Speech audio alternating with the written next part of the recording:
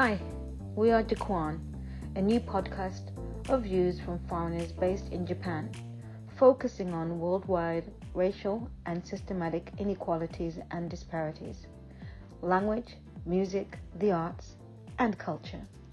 Created by everyday people for everyday people.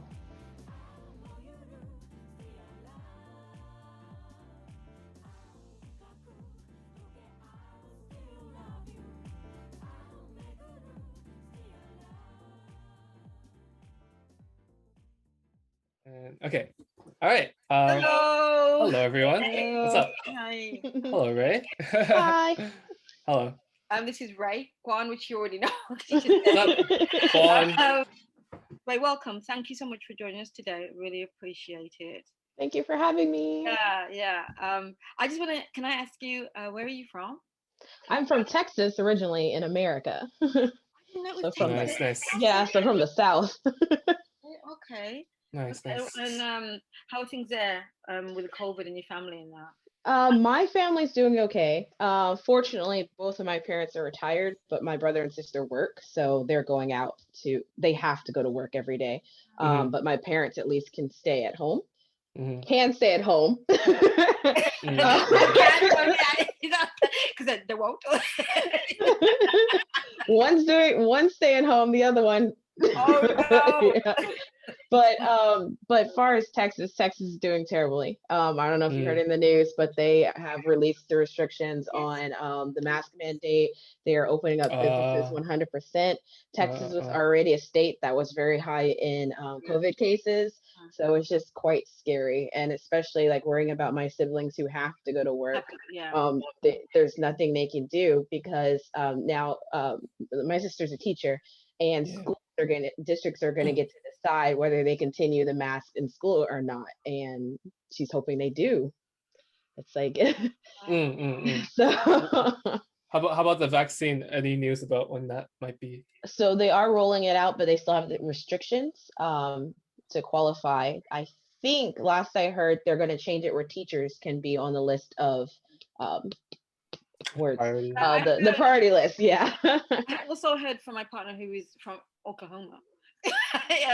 Next door.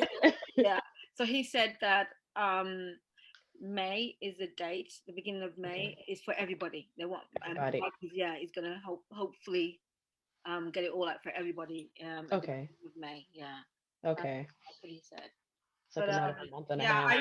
I think that America should be like England in that aspect where Biden, because I was told that he could put in laws and rules for the whole country to wear masks until they don't have to, and I think he should do that. I don't think Texas is irresponsible, and there's other states like Texas are irresponsible, and I think that he needs to do that. I mean, do you think so? I think so as well. It's just the problem with America has such a history of states' rights versus the federal government, and states just really like to have their individual power, their individual say for their people. So it's always a constant clash when it comes to these things. Right. You'd think they would change with all the deaths that have been, right? And the responsibility of, because Trump just left it, right? So you would think that. I was shocked about. Are they crazy? Yeah. Because like even just being here in Japan at first, I was like, my gosh, Japan's not taking it seriously. It didn't feel like Japan was taking it seriously. Working in education, it's like when can we let the children go home? But then America just got worse and worse and worse, and it's like, my goodness. I'm glad I'm over here right now. Is Texas like one of those? Is a place where there's a lot of anti-maskers? Is that a very prevalent? Yeah, Oklahoma too. The same too. Yeah. I mean, I haven't been there secondhand, of course, but yeah. Well, what's like the main motivation behind the anti-maskers? Like, is it like to defend their right of freedom of something? Yeah, so on the conservative and more Republican side, they have a big thing of not being told what to do. Oh They yeah, feel yeah, like this yeah. is the government coming in and telling them what to do. Some people will have claims that they can't breathe properly with the mask and such and such and such. But that was very early on before we even like gave it a try. So, you know, I guess I could see it if it came from a point of we've been wearing them for so long and things are so bad. I don't want to wear them anymore. Maybe then we could hear them out, but it was like right away, I just don't want to do it. You can't make me do it. I have my rights. I have my freedom. I think Trump had a big hand in that as well, right? How about in the UK? Is anti-mask also? Yeah, but it's not as bad. And the thing is, it's different. The law is the law. Put your mask on. They'll arrest them and put them in. So they don't play in that aspect, to my knowledge. It's a lockdown is a lockdown, and I don't think there's been so much trouble with the maskers in England. It's not. I'm not saying England is great. I'm just saying there hasn't been that much. There are people that don't want to, and there's people that don't like lockdown, etc., etc. But the law is the law, and they will arrest them. And that's what they need to take. That's what they need to do in America. Is not play with them. Do you feel like your policing force is more for the people? Because I don't feel like the police system in America is for the people. And if they were, I think they'd probably be more on board with policing these rules when it comes to restaurants and public facilities and things. But we have a lot of who are in the police force who are also big Trump supporters. So it's hard to say with the police force in England. I think my opinion will be biased because I don't like them so much, really. Growing up and seeing what they were like and how, I think majority of them probably do believe, do think that wearing a mask is important, and I think that's why they do go ahead with it. Maybe if they didn't, they probably wouldn't. Majority, do you know what I mean? I think they do. Majority of them do think that it's important, and the thing is that the government agree with the scientists in England. I think that's a big difference, right? Okay. Whereas before, Trump and the scientists they clashed. So I think it's a big difference, the respect for the scientists in England. I think there was a little bit of it in the beginning, but when they saw that England was going downhill, right? Because England was worse than America before, if you remember, right? Yeah. And the people did, the people, they do listen to the people sometimes, and the people were angry. So it's your fault. Why, and they don't want to be blamed, right? And especially with Boris, Boris Johnson, people don't like him already as it is. I mean, people from the Democratic side or the Labour side, they don't really like him. So he has to make sure that he does the right thing. Right? So he nearly lost his life as well. I mean, he was real bad. Yeah, he was real bad. And I knew I didn't hate him because I didn't want him to die. I was like, no, I don't want this man to die. And I did feel for him because I don't know what he went through, But anyway, moving forward, today we're going to talk about the topic is really about Meghan Markle. Yes, she's married to Harry. Harry has got a bit, but I want to talk about the treatment of her and so on. But before we start, it's been a year. It's yesterday in Japan and today in America, the 13th of March 2020, when they killed Breonna in our own home. So I think we've got some videos together, and maybe we can discuss it later on.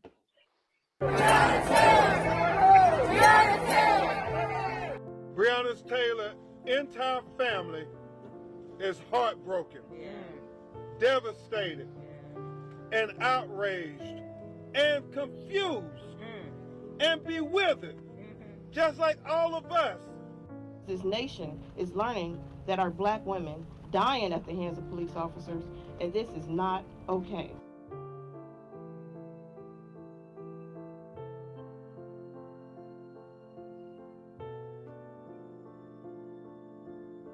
I don't know what's happening. Somebody kicked in the door and shot my girlfriend. Bring it. Oh, you said 26? Where was she shot at? I don't know. She's on the grill right now. I don't know.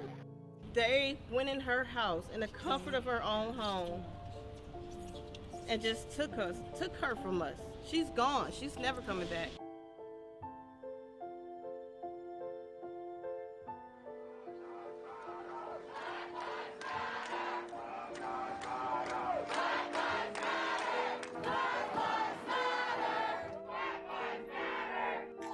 My kids are gonna ask me what I was doing.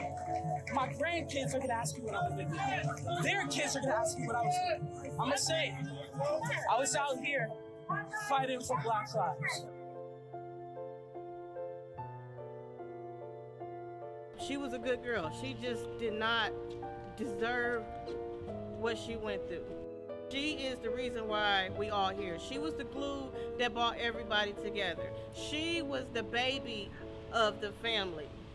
And for us to just have to find that strength to move on without her is just gonna be so hard. We're not letting up, and we're gonna get justice for our baby.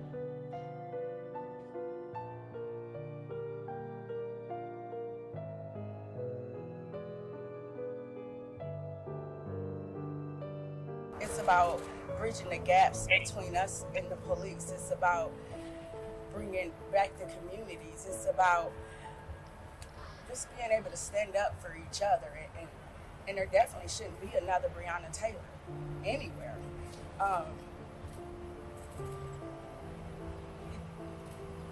It's definitely bigger than Breonna.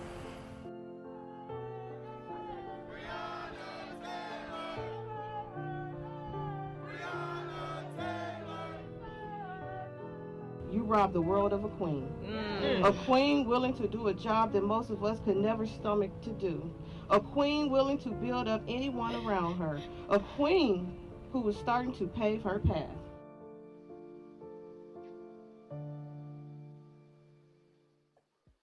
And family and friends are remembering Breonna Taylor. This is the 1-year anniversary of her tragic death. Taylor was just 26 years old when she was shot and killed by police officers in Louisville, Kentucky, while the officers were executing a search warrant. And earlier this week, charges were permanently dropped against Taylor's boyfriend, Kenneth Walker, who was also in the home at the time of the shooting. We sat down with Breonna Taylor's mother, Tamika Palmer, and the family attorney, Lenita Baker, to look back at this last year and to find out where things stand for the family now. And Ms. Palmer, Lenita Baker, thank you both for being here. And Ms. Palmer, let me start with you. Can't believe we're saying it's been a year. How has that year been? How is the family now? Still in the uproar, you know, so it's been a year, but there's been no justice, so. What is it? What is justice for you now? These officers being prosecuted. They committed a crime and they should be held accountable for it. Lenita, I want to bring you into this because there was an unprecedented financial civil suit settlement for Breonna's family, but as we just heard Ms. Palmer say, there has been no justice. There has been no criminal charges actually filed as it pertains to Breonna's death. Where does the criminal case stand right now? Well, as we know, in September, Daniel Cameron's office, the Attorney General of Kentucky, determined that he would not pursue charges on behalf of the officers for killing Breonna Taylor. Instead, he chose to only file charges against Brett Hankinson for wanton endangerment, and told Ms. Palmer that the grand jury decided not to indict the officers. We know that it's not the case, that it was Daniel Cameron's office who decided, and so it is very possible that a prosecutor could indict, and I still encourage our local prosecutors to get involved. They recently dismissed with prejudice the charges against Kenneth Walker, so the conflict that Commonwealth Attorney Tom Wine initially said was present is no longer there, and so we want a grand jury to hear charges against the officers for the murder of Breonna Taylor. And Ms. Palmer, no-knock warrants have been banned. There's a new police chief. The body cameras have to be worn. So some changes have come. How pleased are you with those changes, or do you have that feeling, as you said, unless there's justice and these officers are charged, do some of these other changes, how do they sit with you? Really, we don't know what that'll look like, because it's been, I mean, they haven't actually done those changes yet. We haven't seen there be an incident where they've implemented those changes. We've seen those changes implemented yet. But I will say I am grateful to have it there, hopefully to not have another Breonna too soon. Yeah, and we heard, Lenita, you just mentioned that Breonna's boyfriend, Kenneth Walker, all charges this week have been dropped against him. Do you believe that decision could impact the federal investigation, the outcome of that investigation? I don't know that it will impact the outcome of that investigation. And so those charges should have been dismissed. He actually never should have been charged. The federal investigation is dealing into whether the officers violated Breonna Taylor's civil rights and possibly Kenneth Walker's civil rights as well. And we know that they lied to get the search warrant, and we know that they fired an unreasonable amount of shots into Breonna's home in response to one shot.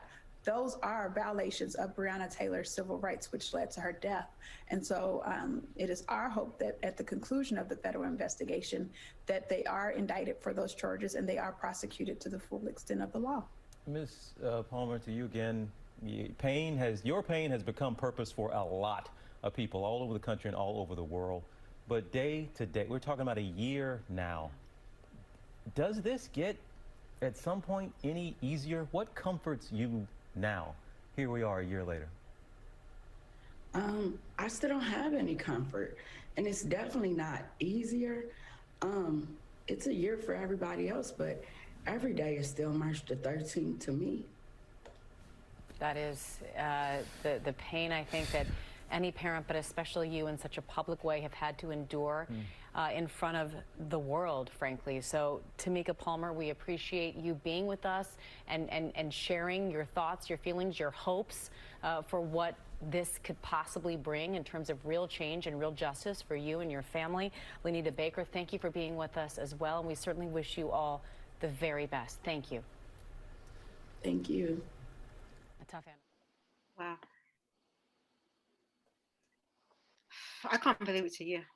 And I mean, and no one's been prosecuted yet. Well, it was kept quiet, right? It Right, was right. until the George Floyd, right? It was until the George Floyd murder is what brought it out, because they kept it quiet. And George Floyd was murdered in May, right? Yes. Either the end May 25th, right? So they kept it undercover, man. What do you think, Ray? I'm just thinking about how in America, I cannot think of the name of the law, but if, let's say that you committed a crime which is considered a felony, you broke into someone's home and robbed from them, and then you lead the police on a high-speed chase, and a police officer hits someone and kills that person. You are then charged with the death of that person. I'll have to find the law, but because you committed a felony and someone died as a result of the felony you committed, you are charged with that murder and not the police. Unless you're black. So this is kind of like the logic here. It's like, yeah. Right. So why is it so difficult to prosecute a police officer for something that they did? Because a police officer is supposed to go through training and understand in situations where they need to use force. They, when it comes to chasing someone in a high-speed chase, they still need to be aware of pedestrians around. Right, and use like judgment and right. So why is it so difficult in America to prosecute a police officer? I know there's laws and reasons and things like that, but just common sense. Yeah. Well, you know the truth. I mean, I'm going to be very common sense, because they're black. Black people don't mean nothing. Black people don't have value there. Right. So while, you know, no one's really also mentioned about her boyfriend that was there. She died with him, by him, near him, and they still put him to trial for what? He was defending his house. Yeah. Why is that? Yeah, they broke into his house.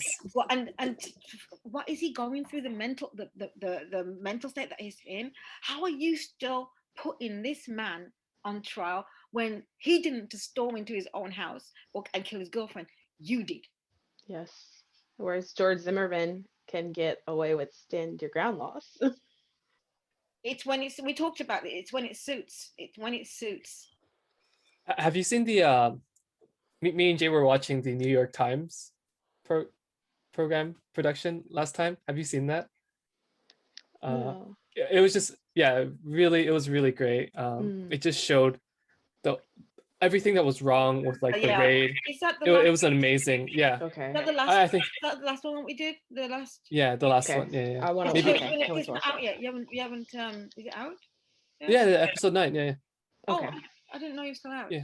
Did you? Okay. Yeah. Send So me that link. yeah, it's, yeah, I'll send you the link. It's episode 9. We the New York Times did. It's honest to God, you can. It's really really good. It's the best one I've seen. Okay. It goes into what happened, how, and they use like right. They use a lot of what's the technical term that they use? They use a lot of graphic and 3D yeah, imaging 3D images to show you, and it's really good. Yeah, one of the main issues that they I guess like came to was that like they're saying that the police officers said they announced themselves, right? But then none of the people living in that complex heard them except for maybe one man witness or something. But they took that one man's account. Yeah, exactly. Instead of the many people who said no, we didn't hear it.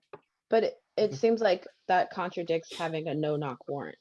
It seems like the no-knock warrant is supposed to be so you can catch them by surprise, so you wouldn't announce yourself. Exactly, it's a contradiction, right? It's a contradiction. I like that. Right? No, yeah, it's a contradiction. So it makes no sense. So somebody's lying somewhere, right? But Jennifer, you brought up an interesting point. You said we didn't really hear about her death until George Floyd's death. And that also brings up another element of when Black women die. It's we don't really hear about it, or it's not as big. I remember, and I'm bad with dates, but when Sandra Bland died, like that was a big one for me, because growing up as a Black child in America, you know, you hear about how boys get the talk about how to interact with the police officer. Girls get it to some extent, but not as heavy. A lot of the times our talk is more just be aware as a woman when it comes to men and keeping yourself safe. Right? Yeah, but when Sandra Bland was killed by a police officer, I feel like as a Black woman, we were like, wait, this really affects us too. So it's like, and then Sandra Bland happening in my adulthood, it's just like, wow, is there hope that things are going to change? Have you, maybe Jay and Ray, have you guys ever had that talk from, you know, your parents? Or I've never had that talk. I didn't have the police talk. I didn't have a thorough police talk with my parents until probably I was in college. And I think, was I in college with Sandra Bland? Maybe, I'm not sure. But around then, yeah. And what you have to understand, England, even though my brother was stopped and arrested for looking at a car with his friend, it's because in England they don't carry guns, as far as I know. Because again, I've been out and I don't really know, but I don't think they still carry guns, and it's a big difference. They still do take lives of Black people there, but it's not as bad as it is in America. We never had the police talk. And what you have to also understand is that my parents are Jamaican, and and I hope Jamaicans gonna hate me, but people from that era, my mom's era, my dad's era, are really kind of brainwashed in the sense where they uphold the law. They called England the motherland. That's all I gotta say, really, which tells you what they thought. All right. Of course, there were people there, like, you know, I'm not saying my parents were, they didn't really have that respect for the police either, but it wasn't like it is now. It wasn't like, do you know what I mean? It was really different. The way that they went to school, but it was under the Queen's law, right? So they considered themselves part of England, right? And so it was really, really different how they looked at things. They knew racism existed, and it did. When they got to England, you know, they felt it, and they didn't want it for their kids. My mum and dad were. They weren't someone that stood by and watched when it came to their kids. Like at school, my mum beat up the teacher for putting her hands on my brother. My mum didn't play. Yeah, because my mum was strict, and she knows that we don't go to school and be bad, and if we do, that's her job to put her hands on us. And we went to school when it was racist in England, right? And in fact, me saying that, I think it's kind of changed now. It seems to have gotten worse, because I wore my natural hair, and that wasn't a problem. Where that part in how we carry ourselves it's kind of changed. I'm like, when did that happen? You know, wearing that hair was nothing when we were growing up. Yes, people still wanted to touch our hair, but at school and wherever jobs, it wasn't. I don't remember for me. Discrimination. Okay. Right. Yeah. So that's kind of gone worse. Okay. Right. So, whereas we didn't get a talk because it's not as severe as America. Right. And I think America's gotten worse. Yes. I would say also, since my parents didn't talk to me and my sister, I know they talked to my brother because my brother was already growing to be, they knew he was going to be a tall Black man. And so, but I watched how police interacted with my father. And I watched how they treated my father. My father was doing nothing as simple as watching our games, you know? Like we were all very athletic, but we were tending to be the only Black children on these teams. And the way that some officers approached and treated my dad when he's just walking up to watch our games, or if he's standing on the sideline coming to check to see what he's doing and who he's here for and things like that. Or like even when I was in marching band, like the marching band sat in the stands, and then there's like a large walkway, and my father just standing there talking to me. All my friends knew my dad because all my friends loved my dad. He was one of the parents who actually helped us out loading our equipment on the field, but some of the other parents had a problem with my father hanging around and sending the cops over to come talk to my dad, things like that. So a lot of it I saw how police treated my father when he was doing nothing. For a child to have to go through that too, that's the thing, is they're thinking they're only affecting the father, but they're also affecting the child to see their father have to go through that. And you remember that it's still a trauma. You know, it is still a trauma that, and they don't look at it because they don't care. And I always believe that a lot of people don't care. I'm not saying all white people, and I always say this, and people should know this. I'm not saying all white people, but a lot of them don't care, even if it affects the kids, because they don't care about the Blackness. Yes. Because we're just a color to them. We're not even human, and this is why they do what they do. This is why the police do what they do. Right? They don't see us as humans. And when you don't see somebody as humans or even equal, what do? You kind of live in a bit of a fear, because even now as a grown adult, I make sure my hands are not in my pocket. I make sure I don't put my hands inside of my purse when I'm in a store, because when I was in elementary school, the police followed our family around the Walmart. And then when we went to the parking lot, demanded my parents return the shoes that were on our feet, because they said we stole them. And I remember my parents showing them the boxes in the car that they purchased these from the Nike store, not Walmart, from the Nike store, and telling them we did not steal these shoes for our children. They're wearing these shoes because we want them to break them in before they go to school. And that was my very first experience with blatant racism, and I was like a small child. And that scared me, that anytime I go into a store, someone's going to say I stole something. Right. You're essentially always have on your. It's a trauma. It's a child trauma, and we are going to look at that a little bit. I couldn't find a lot on child trauma, but regarding racism, because they don't cover it. Not so much. I could, or maybe I just couldn't find it. But it's, you know, when a child has been affected by sexual assault, indecent behavior, and all these, it stays with them. And in our culture, which I can say for your culture as well, I mean, it's a little bit better for yours now, is we don't get counseled. We think it's a family thing that we need to deal with. We don't believe in taking it outside of the family. So there we are, we're left with it. We don't talk about it, we just sit on it. Right? And I think it's not because, granted, we don't believe, but why don't we believe? Because we don't trust white people, and that's who are in that field. Right? Now it's different. There's a lot of black women and men who are psychologists, but at the time, when I was growing up, possibly when you were growing up, there weren't many, and we don't trust them. And that's why our parents never allowed us to go to counseling or to take any, because we'd come out worse. You have to know about the culture, you have to know about the people before you can counsel them. So we're going to go to a white counselor to do what? To do what? Even with school counselors, because they're looking for things to get your family in trouble for, because they don't understand differences in culture. Right. Yeah, it was also interesting, like how you mentioned that this, this was a personal story of yours, right? And it didn't go on the news or anything, but it's like stories like these that probably happen every day, thousands of times. Every day. And every day. I was saying to a partner, I said to Joel that I said, can you imagine the woes of life that everybody goes through? right? The ups and downs of life, the everydays, you know, the good times and the bad times. And now we've got COVID.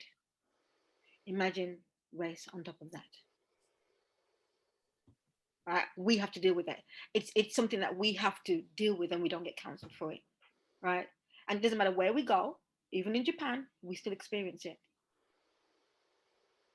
Right, more than, yes, our white counterparts do experience it, but not like us. Because for me, a lot of them do encourage it here, as in because they love being the, you know, the super guy, or a lot of them here, Japanese people are mesmerized by white skin, right? And they will just not acknowledge you or treat you like what they've been taught that you are, you know.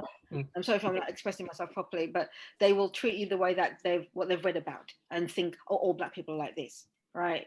And so, and you would get another white person would not correct them. Yeah. They would just relish in it. And they've been themselves. Or they'll bring up some stereotypes that they've heard themselves and teach that to Japanese people here. Have you come across, I guess, like stereotypes from Japanese people during your time? About what? Stereotypes from like that Japanese people have in Japan. Yeah. Yeah, I so there was my white friend who doesn't speak Japanese, and me who speaks Japanese. I'm not fluent, but I speak it. And we went to a shop. And it's not just one shop. We've gone in loads of different places together. We're friends. We hung out, and they're not going to me. They're going to my white friend all the time. So they have an expectation of that the white person is more intelligent than you because they can speak Japanese, right? And this is one of the experiences that I've had. Or they're coming to touch my hair. No. I'm like, and then they're feeling that it's not even can I? But so this part for me, I find it. I don't understand it because Japanese people don't like being touched, right? So like I don't. They're touching you. Yeah. So why are you coming to touch me? And then why are you feeling it? Why are you feeling upset? You made this situation. I'm not going to be embarrassed because you shouldn't be touching me. I had a situation on a train where the woman was drunk. And she just reached out to grab my braids. They were in braids that time. And I did like that and looked at her. And one of my white friends who speak Japanese told her, don't do that. You shouldn't touch her hair. You didn't ask. And then the other white friend who also speaks Japanese said in Japanese, she should be happy that they're excited about her hair. So it was like two white friends in conflict over. Also, they were arguing amongst each. Oh, wow. About my hair. They were speaking on your behalf. One spoke on my behalf. The other one said I should have been happy that happened. Yeah. That really? Wow. Yes. And I just got off the train. I was like, "Are y'all serious?" Did you mention anything to them afterwards? Yeah. I was like, I was really just flabbergasted, but I was like, this is my body. She would not have been happy if I reached and grabbed her hair with the same ferocity that she grabbed my hair. She would have been shocked. I could have been in trouble. All of the people on the train would have wondered what my problem was. Yeah. I kind of actually put me in that position. Right. And you should be happy. Yeah. You should be happy. Yeah, he was just like, I just don't understand. Your hair's beautiful, so you should be happy that. I'm like, consent. Can I ask you a question? Yeah. When I was a child, right. My mother taught us this. That's one thing I know she taught us. Don't let anybody put their hand in your hair. My mom taught us this from we were kids, and this was like, you know, as I can't compare it to the talk that the boys get, but it was one of the talks that it was like it was something because it was part of our identity. It's our identity, and when they do that, they belittle us. Yeah. So for my mother grew up more so in Black spaces than I did. My parents moved to Texas before I was born, and they had us all in Texas. And so I think my mother was learning about these white spaces as we were growing up. And so whenever I was about 15 or so, she let me start braiding my hair, and I love the color blue. So she started letting me add blue to my hair. and white women constantly came up to me out of nowhere and would just grab my hair and ask me a million questions about it. And so my mom just got sick of it, and so she wanted to empower me to say no to these women. So she didn't always just jump in. At first she would, but then eventually she started telling me, you don't have to answer questions about your hair, because they would always ask, how'd you do it? How do you wash it? Yeah. Like, it's not like, it wasn't like curious, it was just like demanding, tell me, you know. So yeah. But the thing is, it's not that they want to know, they want to belittle you. Why are you gonna ask her, what would you ask a white girl, do you wash your hair? Right.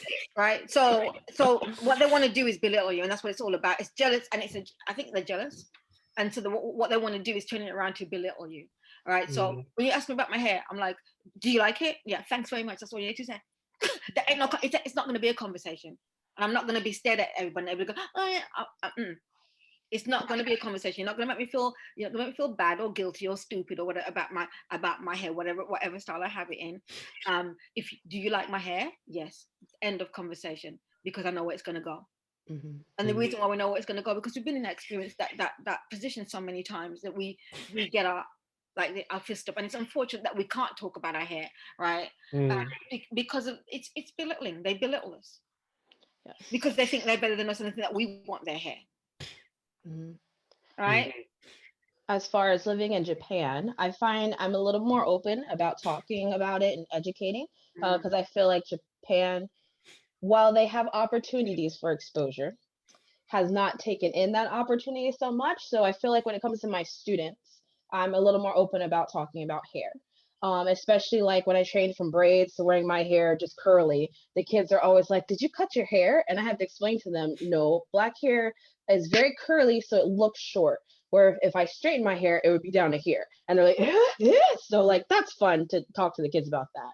But I find with adults, sometimes it still feels a little bit, it's strange, isn't it? It's strange. Yeah. And then I find that some of the non-Black foreign teachers like to try to jump in with negative stereotypes about Black hair when they're not even in the conversation. Let me comment on that. Oh, really? One of the teachers from Canada, his dad's from Barbados, but the white Barbadians, right? His dad was born in Barbados, and he was talking about Rastafari. Yeah, my brother's a Rasta, right? So, and he went through hell with my parents because anyway, that's another story. And the man said to the students when he was talking about where his parents were from, and he said that Rastas don't wash their hair. I was not silent. I jumped in. This is when I was working in Kobe at one of the universities closed down now, but I jumped in on his presentation. Yeah. And I said, where did you get that information that Rastas don't wash their hair? And he's like, I said, well, how are you going to tell students this? What do you know? I said, no. What are you gaining from this, and what do you know? Why would you tell them this? Why would you tell them this? So it was a conversation in front of, and the students were like this, and I'm like, because that's what they do. They bring their racism to Japan. Yes. And they plant it. Yes. Yeah. Right. So when we talk about your mom, that is not really fond of Black people, Kwan, right? Yeah. Where she get it from? That's what you're looking at. Where did she get this from? Which has not really had a conversation with a Black person, or met one, or saw one, right? But where is it coming from? Right? A lot of it's in the media, but a lot of it's here in front of us. And when in the majority of the fields, they have white people as the head staff, that are the employers, who employ their own people. So it kind of trickles down. Majority of the time, yeah. Right? So they bring their crap with them, and what they do is enforce that negative connotation. Mentality, yeah. Yes, and that mentality, of course. Perceptions. Yeah. So what they do is enforce it. Instead of, because when you come to Japan and say, oh, we want them to be ambassadors and to learn about, but a lot of the white people aren't doing that. Yeah. And then when it comes to accepting Blacks into these spaces, there's certain types that they want. I fortunately have an accent that is what they're looking for teaching children, what they want for recordings of tests and things like that. So I have a privilege with my accent, and so I'm palpable. But when it comes to some of my Caribbean friends, they have a more difficult time, and they're constantly being told that they need to speak a different way. When it comes to recording tests, I find, because where I am, we have multiple foreign teachers, and I notice who they're picking to record these tests, and they're not picking the Caribbean accent. It's often looked at as that's not the English we're looking for. So that's even another layered problem. No, this is not the first time. Yes, it is. And it's not only because I have an acquaintance that is from Indonesia, and her English is impeccable. She just has the accent when she speaks, right? And me and a guy got into it on Facebook because she wrote something about, she just was fed up with it, and she was just venting, and he's correcting her English. White guy. Oh yes, I came for him. I'm like, okay, and I reminded him that, do you know that English is a language and it doesn't measure your intelligence? Anyway, but what are you trying to prove here with her? What exactly is it you're trying to prove? You're not better than her because you speak English. Because what he did, he came in negative on her about saying, well, you're not going to be able to do if you're typing like this. I'm like, they have this boldness, Yeah. It's probably not the same, but like I work in like a corporate environment, and sometimes like I work in a global team with a bunch of foreigners as well. But sometimes like the company asks if they can like borrow some of us to do like make some PR materials. But they never ask me.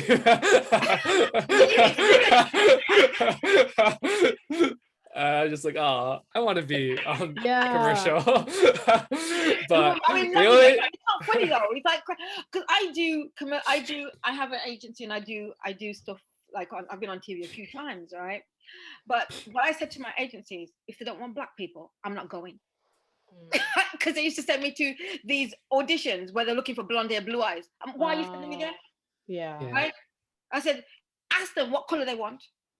Don't waste my time. If they know what they want, they're looking for blonde hair, blue eyes, or light-skinned Black girls, I don't fit that description. Don't send me. It's so crazy to me that it is legal to want a certain look for something that you're gonna. I don't know. It just seems a little creepy to me, because I have seen those casting call ads, and they're looking for a certain exactly, look. But your agent will still bring you. Will still send you there, knowing that they know what they want, and they say waste your time. I'm like, why are you wasting my time? Yeah. And if you look at any language school poster, you'll notice it's always the same look with the foreign teachers. Let me tell you about the textbook when I first came. Remember, I've been here 21 years almost. There ain't no Black people in there when I first came. I believe it, because let me tell you, there were no Black people in there. they just redid the textbooks for because the Olympics, they wanted to like have a more of a global trip, and they redid all the textbooks. And let me tell you, all of the Black and brown people across Japan were taking pictures of all of the Black people they could find and sharing it, because we're just so happy to see an increase of brownness in the Japanese textbooks. Right? Yeah, it is a lot different now than what it was when I first came. I mean, and it is good, but what did it take to do that? Right. So let's on that note, let's move on. And I really want to talk about this week has been so emotional, and I don't know about you, Ray. For me, this week has been, because it's like traumatic, because there's a lot of things that I feel I relate to here. And what I would like to do is take us back to Meghan Markle before there was Harry, and just have a look at what she accomplished on her own. Before she stole Prince Harry's heart, Meghan Markle played the part of ambitious paralegal Rachel Zane in USA's Suits. In 2017, she walked away from her breakout role to walk down the aisle and become British royalty. But what was she like before all the fame and fortune? From her feminist ideals at age 11 to that stint on a game show that she'd rather not talk about, here is Markle's Once Upon a Time. Catholic schoolgirl. Markle fell in love with acting at the Immaculate Heart All-Girls Catholic High School in Los Angeles. She starred in several school productions before graduating in 1999. A former schoolmate told People, Meghan was really charismatic and was a very hard worker and very focused, and you could tell she was going to do something special with her life. She had the talent and focus to back it up, and you could tell she knew the work it would take, and she was willing to put in the work. TV family. It seems Markle was destined to be on TV. After all, she's been around it her entire life. Markle's father was a lighting director and director of photography for Fox's cult classic Married with Children. Markle told Esquire it was an interesting environment for a preteen kid. There were a lot of times when my dad would say, Meg, why don't you go and help with the craft services room over there? This is just a little off color for your 11-year-old eyes. Feminist roots. In 1995, Markle saw a commercial for ivory-clear dishwashing liquid with the following tagline: Women are fighting greasy pots and pans. That day, a feminist was born. Young Mehgan thought the ad was sexist and even got to appear on a Nickelodeon show and express her views. I don't think it's right for kids to grow up thinking these things, that just mom does everything. Her father encouraged her to write letters, and that she did, mailing notes to First Lady Hillary Clinton and to powerhouse attorney Gloria Allred. Her efforts appear to pay off. Roughly a month later, manufacturer Procter & Gamble changed women to people. People are fighting greasy pots and pans with ivory clear. First gigs. Although her first on-screen appearance was as a background nurse on a 2002 episode of daytime soap General Hospital, Markle's first speaking role was in CBS's short-lived science fiction legal drama Century City in 2004. Acting alongside Lost Nestor Campbell and Oscar winner Viola Davis, Markle made the most of her line. Here's to Tom Montero, who had the vision to install this amazing virtual assistant. Okay. Career lows. From 2005 to 2009, there was no escaping NBC's hit game show Deal or No Deal. And if you happened to catch an episode in 2008, you might have glimpsed Markle smiling through her pain as a briefcase girl. She told Esquire, I would end up standing up there forever in these terribly uncomfortable and inexpensive 5-inch heels just waiting for someone to pick my number so I could go and sit down. While a struggling actor trying to pay the bills, Markle did a little bit of everything, including freelance calligraphy for Robin Thicke and Paula Patton's wedding, and Dolce & Gabbana's celebrity holiday correspondence. Casting chameleon. In a 2015 essay for Elle UK, Markle wrote about creating her identity and finding her voice as a mixed-race woman. Markle's father is white and her mother is African-American, and the actress thought being ethnically nondescript would help her land roles. Unfortunately, she said, that wasn't the case. I wasn't black enough for the black roles, and I wasn't white enough for the white ones, leaving me somewhere in the middle as the ethnic chameleon who couldn't book a job. Markle felt like her role on USA's critically acclaimed Suits was created specifically for her. The show's producers weren't looking for someone mixed, nor someone white or black for that matter. They were simply looking for Rachel. Royal write-off.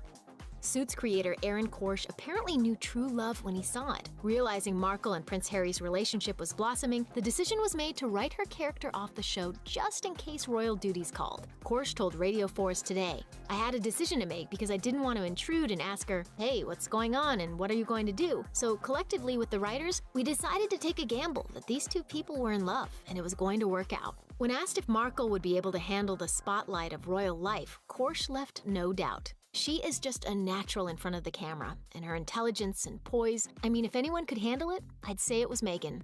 Thanks for I mean, this is really nice what they're saying about her, but do you notice how they missed out her mom, really? They talk more about her dad. They missed out her mom a lot, and just African-American mom, and that, they just threw that in there. And I mean, the thing that she said about there was no black roles, but that I don't understand. She wasn't black enough. I don't think that's true for me because it's what we see on TV. I don't know whether that was she said it or whether Nikki Swift said that because I'm too black for that role. And let's be real about that because that wasn't true. If she had said that, that is so untrue.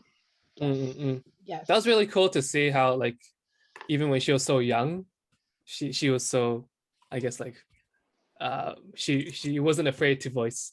You know, that was really cool. Yeah. So it's like I said, it's a really good video that tells you who she was before she met Harry. Yeah. Right. She's articulate, smart, right? She knew who she was when she was a child, but they managed to leave out her mother. And what you said earlier on, right, is about the black woman and how we're disrespected and all this. We've left out of songs. They kept talking about her dad a lot. What happened to her mom? Yeah. What was her mom doing? But I want you to, because a lot of people would not notice that. We have to notice it. They've left out her mother. And who was at the wedding? Her mother.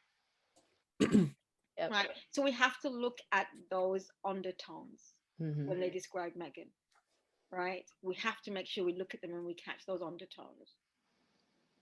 I mean, not to completely go back to Breonna Taylor, but I just noticed how things constantly mention the family got the money. Don't forget, the family did get some money. Like, I kept noticing that. I'm sure that family would rather justice over any money because their family member is dead. Because I guess like just little things like that. Yeah. And it's the same thing with George Floyd. I think they got 27 million. Yeah. But I'm sure that woman that got killed by that black cop got more. Oh, the Australian woman, yeah. Yeah, I think it was 30 something. I could be wrong, but which woman? The Australian woman that got shot by the black policeman. And the black policeman was actually charged. He was charged, right? So that's what I'm saying. I can't even find the words for it sometimes, Ray, because it's in your face. They just rub it in our face. Yeah. I mean, even her saying that she wasn't black enough for the black roles or not white enough for the white roles. I just remember growing up as a child, because I watched a lot of Nickelodeon, I watched a lot of Disney Channel, and the majority of the time when they had a black character, she was very light. Colorism was not spoken about, but it was very big in television, because I remember, I think that's why I kind of grasped onto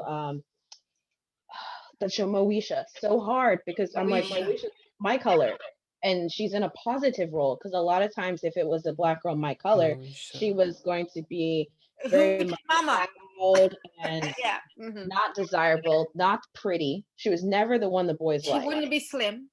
She would not be slim. Yeah, she would probably be like a little heavier. Yeah. And so to me, I guess I look at Meghan Markle and I see her as the one they would cast for the black. I don't believe that. If she did say that, I don't believe it. Yeah, and like even whenever we have movies where like it might be a small role for the woman because it's mainly about the male action star. He's a black man. Right.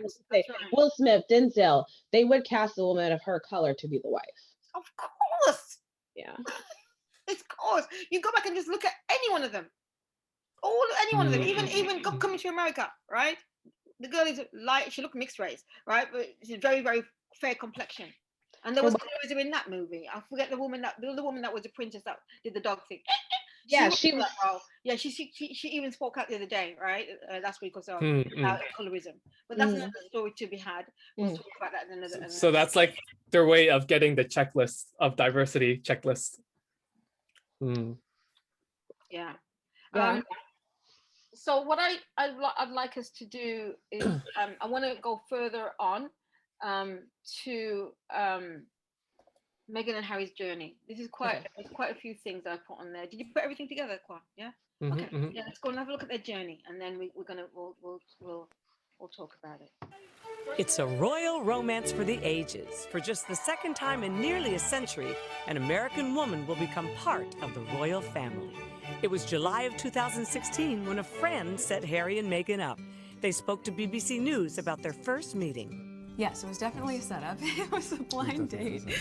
And I didn't know much about him. And so the only thing that I had asked her when she said she wanted to set us up was, I had one question. I said, well, is he nice?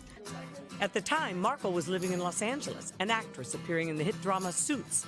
But Harry was not yet familiar with her. I'd never watched Suits. I'd never heard of Meghan before, and I was beautifully surprised when I walked into that room and saw her. Their romance progressed quickly. They met the first time in July 2016 and then went on several dates that same week, and then within a few weeks they were on holiday together in Botswana, so it was a very whirlwind romance at the start. It wasn't long before the papers and tabloids began reporting on the romance, but the coverage was not all positive. In November, just 4 months after the couple met, Kensington Palace released a statement from Prince Harry criticizing the media coverage of Markle. Harry felt that some of the coverage had been racist and sexist, and he issued a very strong statement against that. And that was a very clear sign he cared very much about Meghan and wanted to try and protect her. Over the next few months, Harry and Meghan would take their romance around the world, where engagement rumors would begin to swirl. But it wasn't until November of 2017 when the engagement became official. It's a standard, typical night for us. It's a cozy night. What we're doing, just roasting chicken and Roasting having... chicken. Trying to roast chicken. Trying to roast a chicken. And it was just an amazing surprise. It was so sweet and natural and very romantic. He got on one knee. Clearly, you can see the chemistry there, and as a word I sort of hang on, you know, and clearly there's something magic about it. The fact that she's had a career, the fact that she's, lived in the world, she's been married before, these are all things that show a bit of an evolution of royal marriages. She's had her own public profile before joining the royal family, and that has never happened. And it shows that Prince Harry and members of the royal family now are marrying for love rather than, a match. As to how Princess Diana would have received Meghan, I think she would be over the moon, jumping up and down, so excited for me. It is days like today when I really miss having her around and miss being able to share the happy news. But with the ring and with everything else that's going on, I'm sure she's with us. I'm sure she's with us. Also with them, fans around the world looking forward to witnessing the next chapter in this fairy tale romance.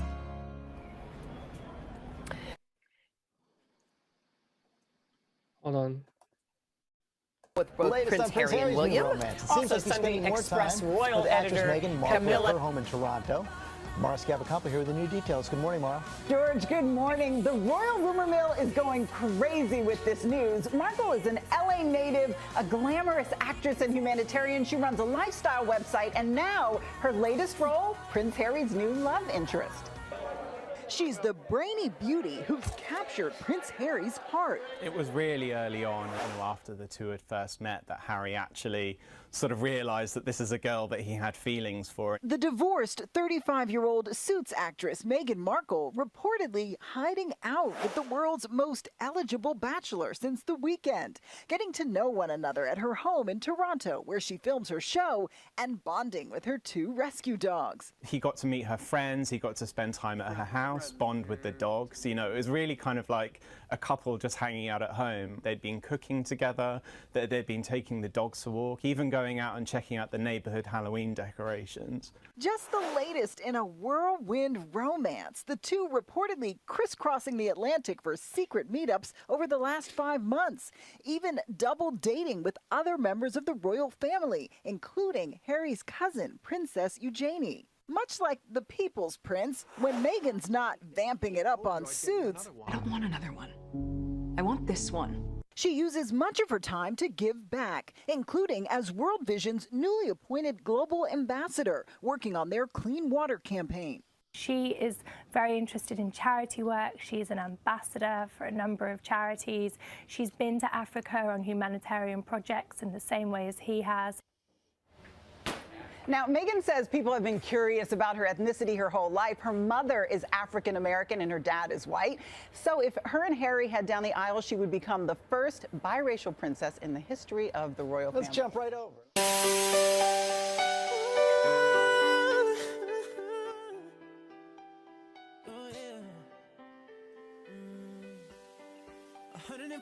Is the number that comes to my head when I think of all the years I want to be with you. Wake up every morning with you in my bed. That's precisely what I plan to do. And one of these days when I get my money right, buy you everything and show you all the finer things in life. Will forever be enough, so there ain't no need to rush. But one day I won't be able to ask you loud enough.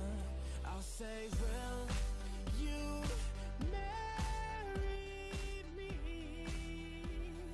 I swear that I will mean it. I say, will you marry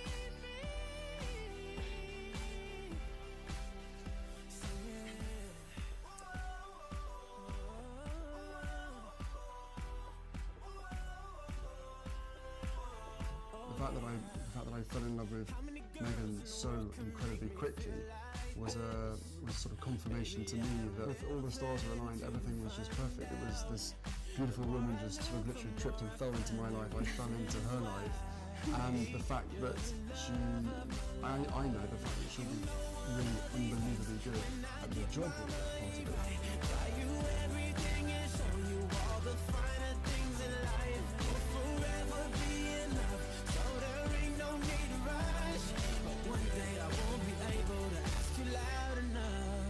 I'll say, will you marry me?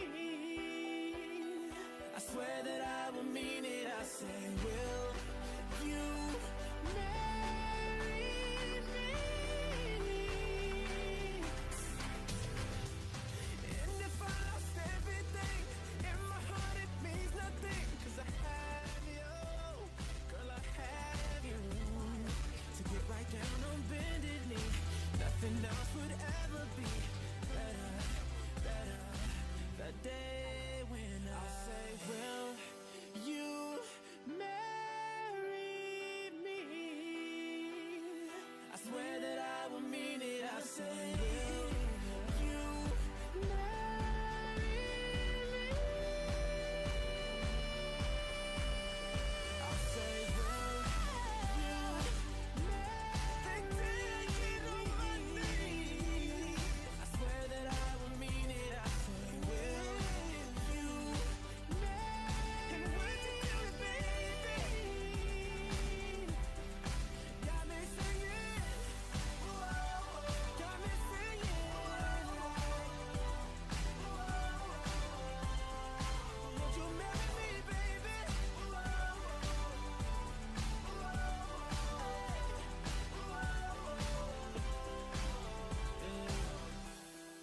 105 is the night.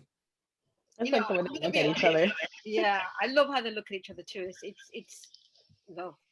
I did not know there were so many people at their wedding. And I Yeah. heard that over 2 million people watched. I think. Whoa! I watched. Oh, really? I actually didn't. And so I'm going to confess, I didn't even know who she was until Harry started. I'm going to be for real. I had no idea. Not even Harry knew who she was. Right? Yeah, that's true. Yeah.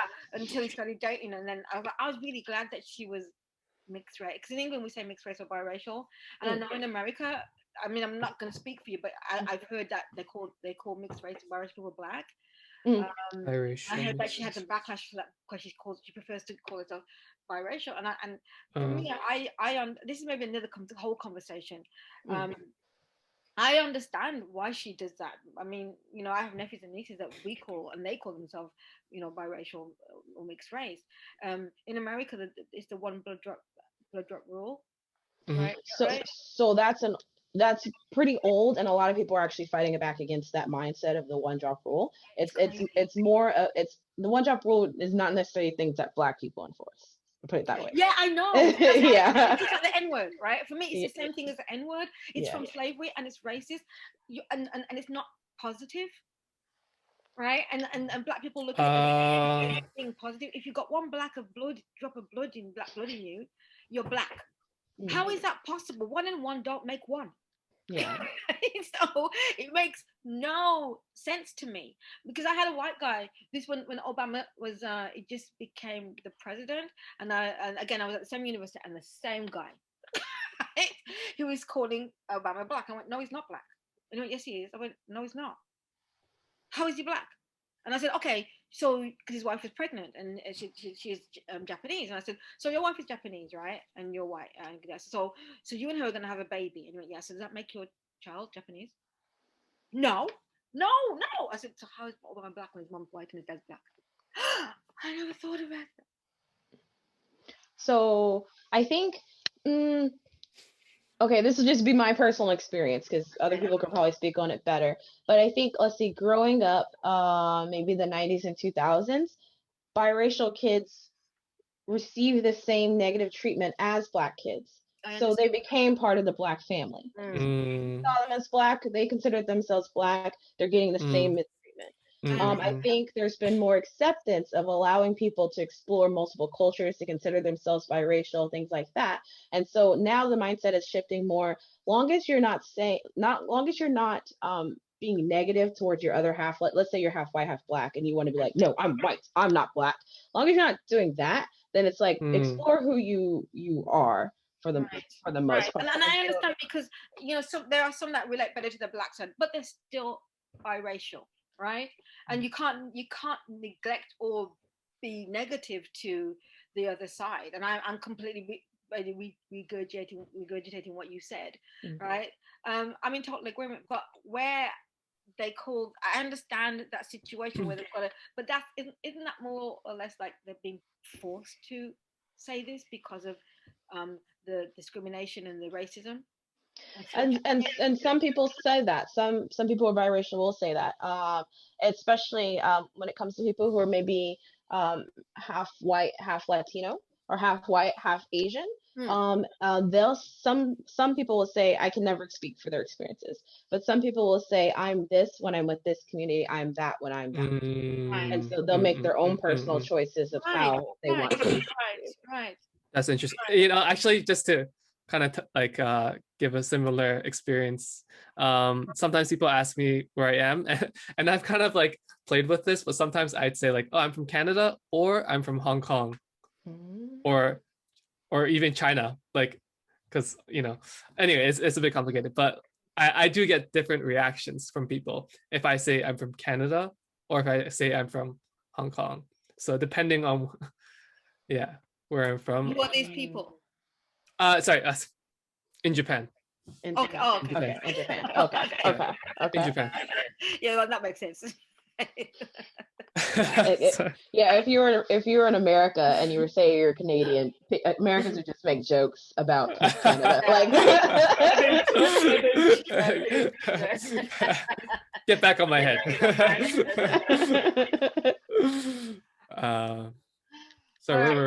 So this was a hunky dory. It was really nice. I was really happy for her. I didn't know about it, but even then, she was being attacked by the tabloids, right? Straight out of Compton, all this stuff. What I want to, this is a really happy moment, and I was like going, oh my God, they're going to be black in the Union Jack, right? Because we used to say that ain't no black in the Union Jack, right, which is the British flag. So, right, so we're like, but in history, long ago, there have been some, right? So, so they forget that. Are they forgetting, or are they purposely erasing it? You know what I mean? So, anyway, so one of the guys that has really been at Meghan's throat is that Piers Morgan, who walked off. He really, oh my goodness! One of the things I wanted to do was always wanted to meet him, because he's just an arrogant man. It's a bully, arrogant, and he claims he's not racist, but it's not for you to say, because it's not your experience, it's ours, and you have racist undertones, and the way that you do it, we know, because we're the ones that experience it. So, and it's typical. But I'm not just putting this on Piers Morgan. There was a lot of the media that really came for her, right? Before Harry, no one knew, and she was an actress, right? But when she started dating Harry, they came for her. For what reason? Right. Let's have a look. What the tabloids said about her. I think it's really important. And we're going to debunk this. These are going to be debunking them and the war that started against her. Welcome to Britain, home to teachers' pet journalists, the royal family, and an extraordinary number of bigots. And at least two of those things are always in that building behind me. Yesterday was International Women's Day. The British tabloid press and wider establishment chose to celebrate the occasion by attacking self-confessed woman Meghan Markle. Her crime? Having a conversation with Oprah Winfrey. Meghan appeared in front of a camera and said, "This is what happened to me." It will be of little surprise to about half of the world's population that a woman's simple statement of experience was met with a tsunami of incredulity, derision, and uproar. And if you doubt Meghan's version of events, well, fair enough. But I'd encourage you to cast your eyes over today's front pages. Let's start with Good Morning Britain. The pigeon is a metaphor for Piers Morgan. It's not a tabloid newspaper, but it does use the same form. In fact, its viewership is larger than most of the newspapers put together. Piers Morgan responded to the interview by initially suggesting that Harry and Meghan were accusing the entire British royal family of white supremacy. This is untrue. Although I wouldn't be surprised that a group of people who believe in hereditary supremacy are fans of a different kind of supremacy as well. The most horrifying moment of many in GMB's programming, however, was when Piers laughed Meghan's suicidal feelings out of the studio. What did they say to you? I'm sorry, I don't believe a word she says. If somebody tells you that they've thought about killing themselves, the appropriate response is not skepticism. It's empathy, respect, support. Meghan's not going to see you doubting the validity of her mental health or suicidal thoughts, but your mates who've had them are. It comes down to a simple choice between two options, and I would opt for don't be a be someone's friend. Thankfully, Good Morning Britain's Alex Beresford took Piers to task for his comments this morning, and Piers walked off the set. Okay, I'm done with this. No. Sorry, no. Sorry. So, do you know what? That's pathetic. You can track him, maybe not mine. No. See you later. I'm being... Sorry. What's the word that he'd use to describe that? Snowflake. Moving on, hate rag, the Daily Mail screams. What have they done? Well, they've spoken out about racism, something which your newspaper perpetuates. Do you remember comparing refugees to rats? Or characterising them as a £1 billion drain on the NHS? Oh, but what about that Stephen Lawrence front page? Well done, lads. You could also look at addressing the fact that 64% of the black people pictured in your newspaper are criminals, which is in no way representative of the broader population, but does conform to the Daily Mail reader's worldview. The Telegraph contrasts Harry and Meghan's loyalty to the Crown with that of King Edward and Wallis Simpson, who apparently exemplified duty. If you don't know who those people are, they were Nazi sympathisers, and the Third Reich planned to install them as puppet monarchs if they conquered Great Britain. Anything else? No, I think that's it. The Mirror reports on the worst royal crisis since Edward abdicated. Andrew, literally friends with a sex trafficking paedophile? I forgot that Emily Maitlis interview was 85 years ago. Wow, time really does fly in lockdown. You're right, Daily Express. It is so sad it's come to this. It's so sad that two people felt they didn't have a choice between leaving their country and disavowing their own family or dying by suicide. It's so sad that your newspaper contributed to it. For reference, here's how you reported that both Meghan and Kate Middleton enjoy an avocado. Can you spot the difference? The Society of Editors, which represents the heads of British press, came out with a statement after the interview. They said there was no evidence of racism in British newspapers. Let's just check the board of the Society of Editors. You've got to be fucking kidding me. Oh man. That's good. Need we say more? Need we say more? I'm sorry, I have to look up the Society of Editors. I'm not familiar with this. So my background is in journalism, so this really makes me curious that there is an editorial board over publications across the country. The UK, I don't know about America, but in the UK there is. Yeah. That doesn't seem like free press to me. It isn't free press. But in a sense, I understand why it's there, but it doesn't work. Okay. Yeah, it's just a lip service, right? Okay. Because they're saying there's no racism, and it's right in your face. You know? Yeah, the last scene is I think what they're saying is, what they want them to say is to say to it, you N-word, you black this, right? Yes. But they're not going to say that, right? So that's what they're putting on it. Yeah, we've right? talked about we talked about this. That's what they're putting on it, right? For them to come out and do that, and they're not going to do that, and they know this, and this is why they put these people in these roles, which is a lip service, which is crap, it's bullshit, it's nonsense, it's utter nonsense. And I bet they're very, very skilled at using coded language. That's what we call it in how they talk about education and crime in America. You know, whenever you say urban, oh no, we're not necessarily talking about Black people. Right, but right, we know right, we're right. talking about the Black people. Or ghetto. Yes. Absolutely. Yeah. You want me to show They don't say ghetto though. They say something they wouldn't use that. Not anymore. They used to. Not anymore. Shall I show the? Yeah, please do. There's the war against Meghan. I think is really important, and then there's another one, Amber Ruffin, which I really want you to see, and because she basically explained what it is. You might have already seen this footage of Meghan Markle, Duchess of Sussex, being completely lovely and emotionally sincere in an ITV documentary about her and Prince Duke Harry.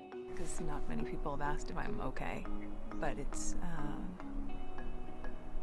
a very real thing to be going through behind the scenes. The royal couple spoke super honestly about their huge problems with the British tabloids and the unrelenting attacks on Meghan.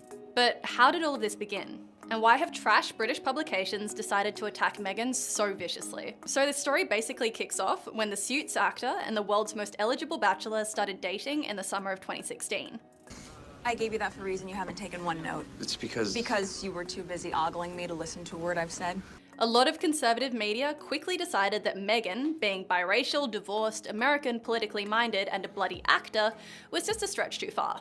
The British tabloids went fucking bananas, to the point that Kensington Palace had to release a statement telling everybody to cool it. Journalists were allegedly trying to break into Meghan's home, offering her ex bribes to talk about her, and accosting her family members. The royal message also pointed out that all of the press around Meghan had some seriously racist undertones because of her biracial heritage. For example, there was this Daily Mail headline that described Harry's girl as being almost straight outta Compton. The letter ended with a note from Harry saying that he hoped that those in the press who had been driving the stories could pause and reflect before any further damage was done. Spoiler alert, they shitting didn't. Firstly, it's probably worth noting that tabloids and some weirdly royal-obsessed members of the public believe that they're kind of entitled to know about what's going on behind the scenes with the royals. Something something, my tax dollars, something something. So Meghan and Harry keeping latest royal baby Archie's christening private was seen as a kind of slight that exacerbated all of this bullshit. Like it or loathe it, there is huge public desire to see baby Archie. Since then, the couple have been called hypocrites for spreading environmental messages whilst also flying on private jets. They're trying to be the high priest and high priestess of environmental preaching. Her guest-edited Vogue was slammed by right-wing commentators for being too divisive and left-wing. And Australian media isn't exactly blameless either, with 60 Minutes inviting Katie Hopkins onto their program to discuss the Duchess. Like, I'm unpopular. I'm known as the biggest bitch in Britain. The only person in Britain who's more unpopular than me, Meghan Markle. Keep in mind, Katie Hopkins has made Islamophobic statements in the past, is a proponent of white genocide theories, an anti-feminist, and a profound tool. So, why has this problem ramped up so much in the past couple of weeks? All of this came to a head when the Mail on Sunday decided to publish a private handwritten letter that Meghan had written to her father in February of 2019. Meghan and her dad have an estranged relationship, and he was a noticeable absence from the royal wedding. But nobody actually really cared because do you remember this guy? You just tell the love of Jesus, how he died to save us all. Oh, that's the balm in Gilead. Seriously, have you ever seen something more uncomfortable than the royal family being confronted by human joy before? Anyway, Meghan took legal action against the Mail on Sunday for breaches of privacy, and Harry launched separate proceedings against the owners of The Sun and the Daily Mail for allegedly hacking Meghan's phone. By the way, the British public actually seemed to be really supportive of them in doing this. One survey found that 54% were in favour of it, although the same survey also found that 20% of people just did not care either way. So, gossiping about the royals definitely seems facile and silly and pandering to the construct of colonialist unelected sponge people, but there's some interesting things to unpack here. When you marry into the royal family, there's obviously a certain expectation that your privacy will be compromised by press. Yes, there was that one time that a French magazine published topless photos of Kate Middleton and got sued for it. But Meghan's been hunted disproportionately by the press since she started dating the prince. And it's really not difficult to draw comparisons between Meghan and Harry's mum, Princess Diana. In fact, Harry directly drew that line in the ITV doco. I will not be bullied into playing a game that killed my mum. Meghan speaking in that documentary has now been compared to the Panorama interview that Princess Di gave in 1995 about her mental health issues, media attacks, and the breakdown of her marriage to Prince Charles. I'd like to be a queen of people's hearts, in people's hearts. But I don't see myself being queen of this country. Princess Di was a progressive feminist figure who had a job before she married into the family and was vocal about both her personal struggles as well as her advocacy work. And Meghan is establishing herself super quickly as a comparable kind of figure. And all of this media scrutiny of her is even weirder when you consider that the story about Prince Andrew, friend of literal pedophile Jeffrey Epstein, was relatively undiscussed in comparison to Meghan's stories for a really long stretch of 2019.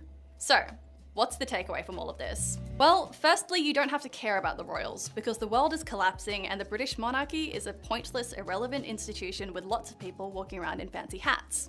But it is shocking that the British tabloids are still getting away with treating a woman like this because of her progressive and somewhat unconventional attitudes within that pointless fancy hat institution. And after Princess Diana, how have we not learned how this story can unfold? Last Sunday, Oprah interviewed Meghan Markle and Prince Harry about their experience stepping back from the royal family. And a lot of the interview was about the pain Meghan had suffered at the hands of the British press.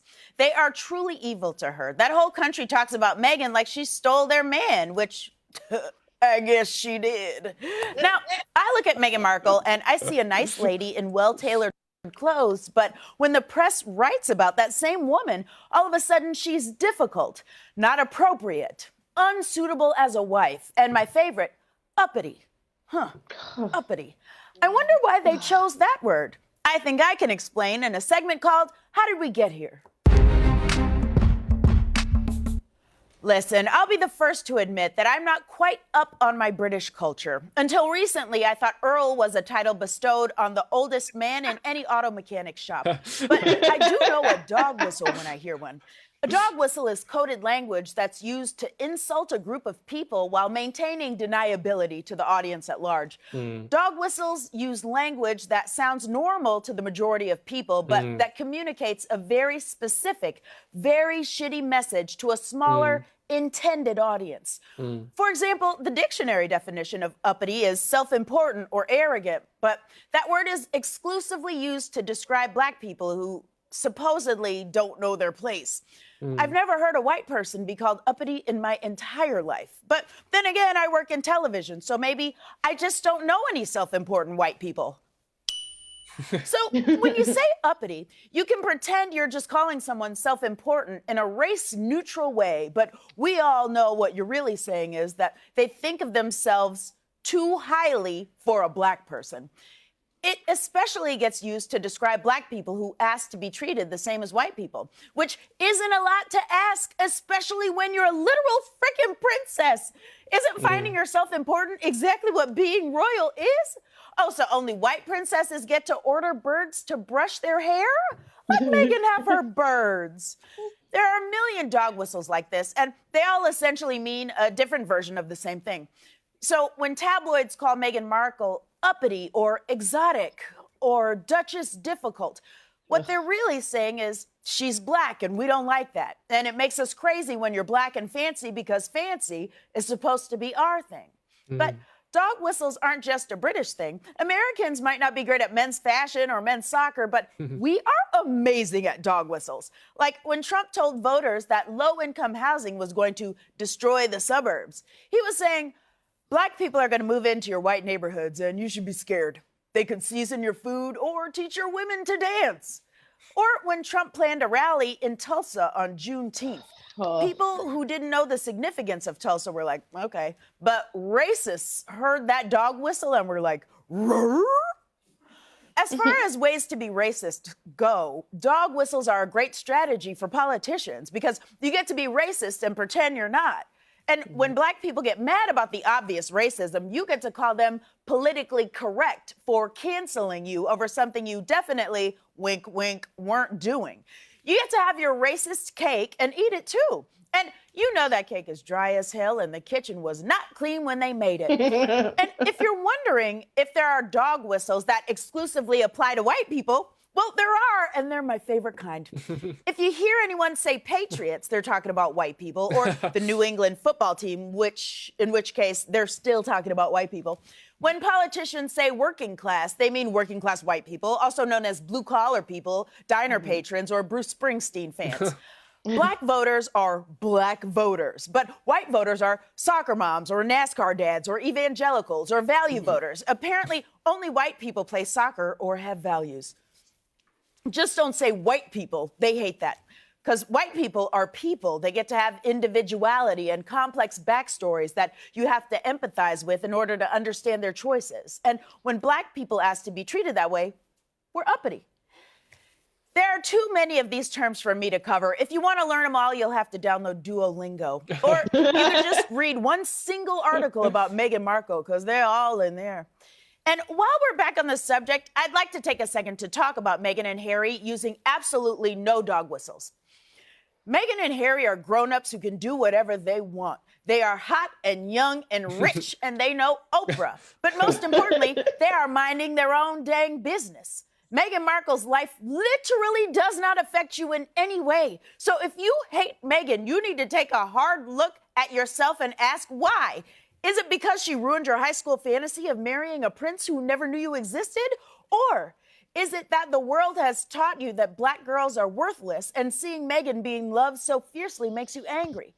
Harry would rather be her husband than your prince, and it makes you sick. Meghan Markle is smart and classy and brave, and she's a better princess than we deserve. And if you're mad at her, if you think you deserve a better princess than her, that's the definition of uppity. This has been How Did We Get Here?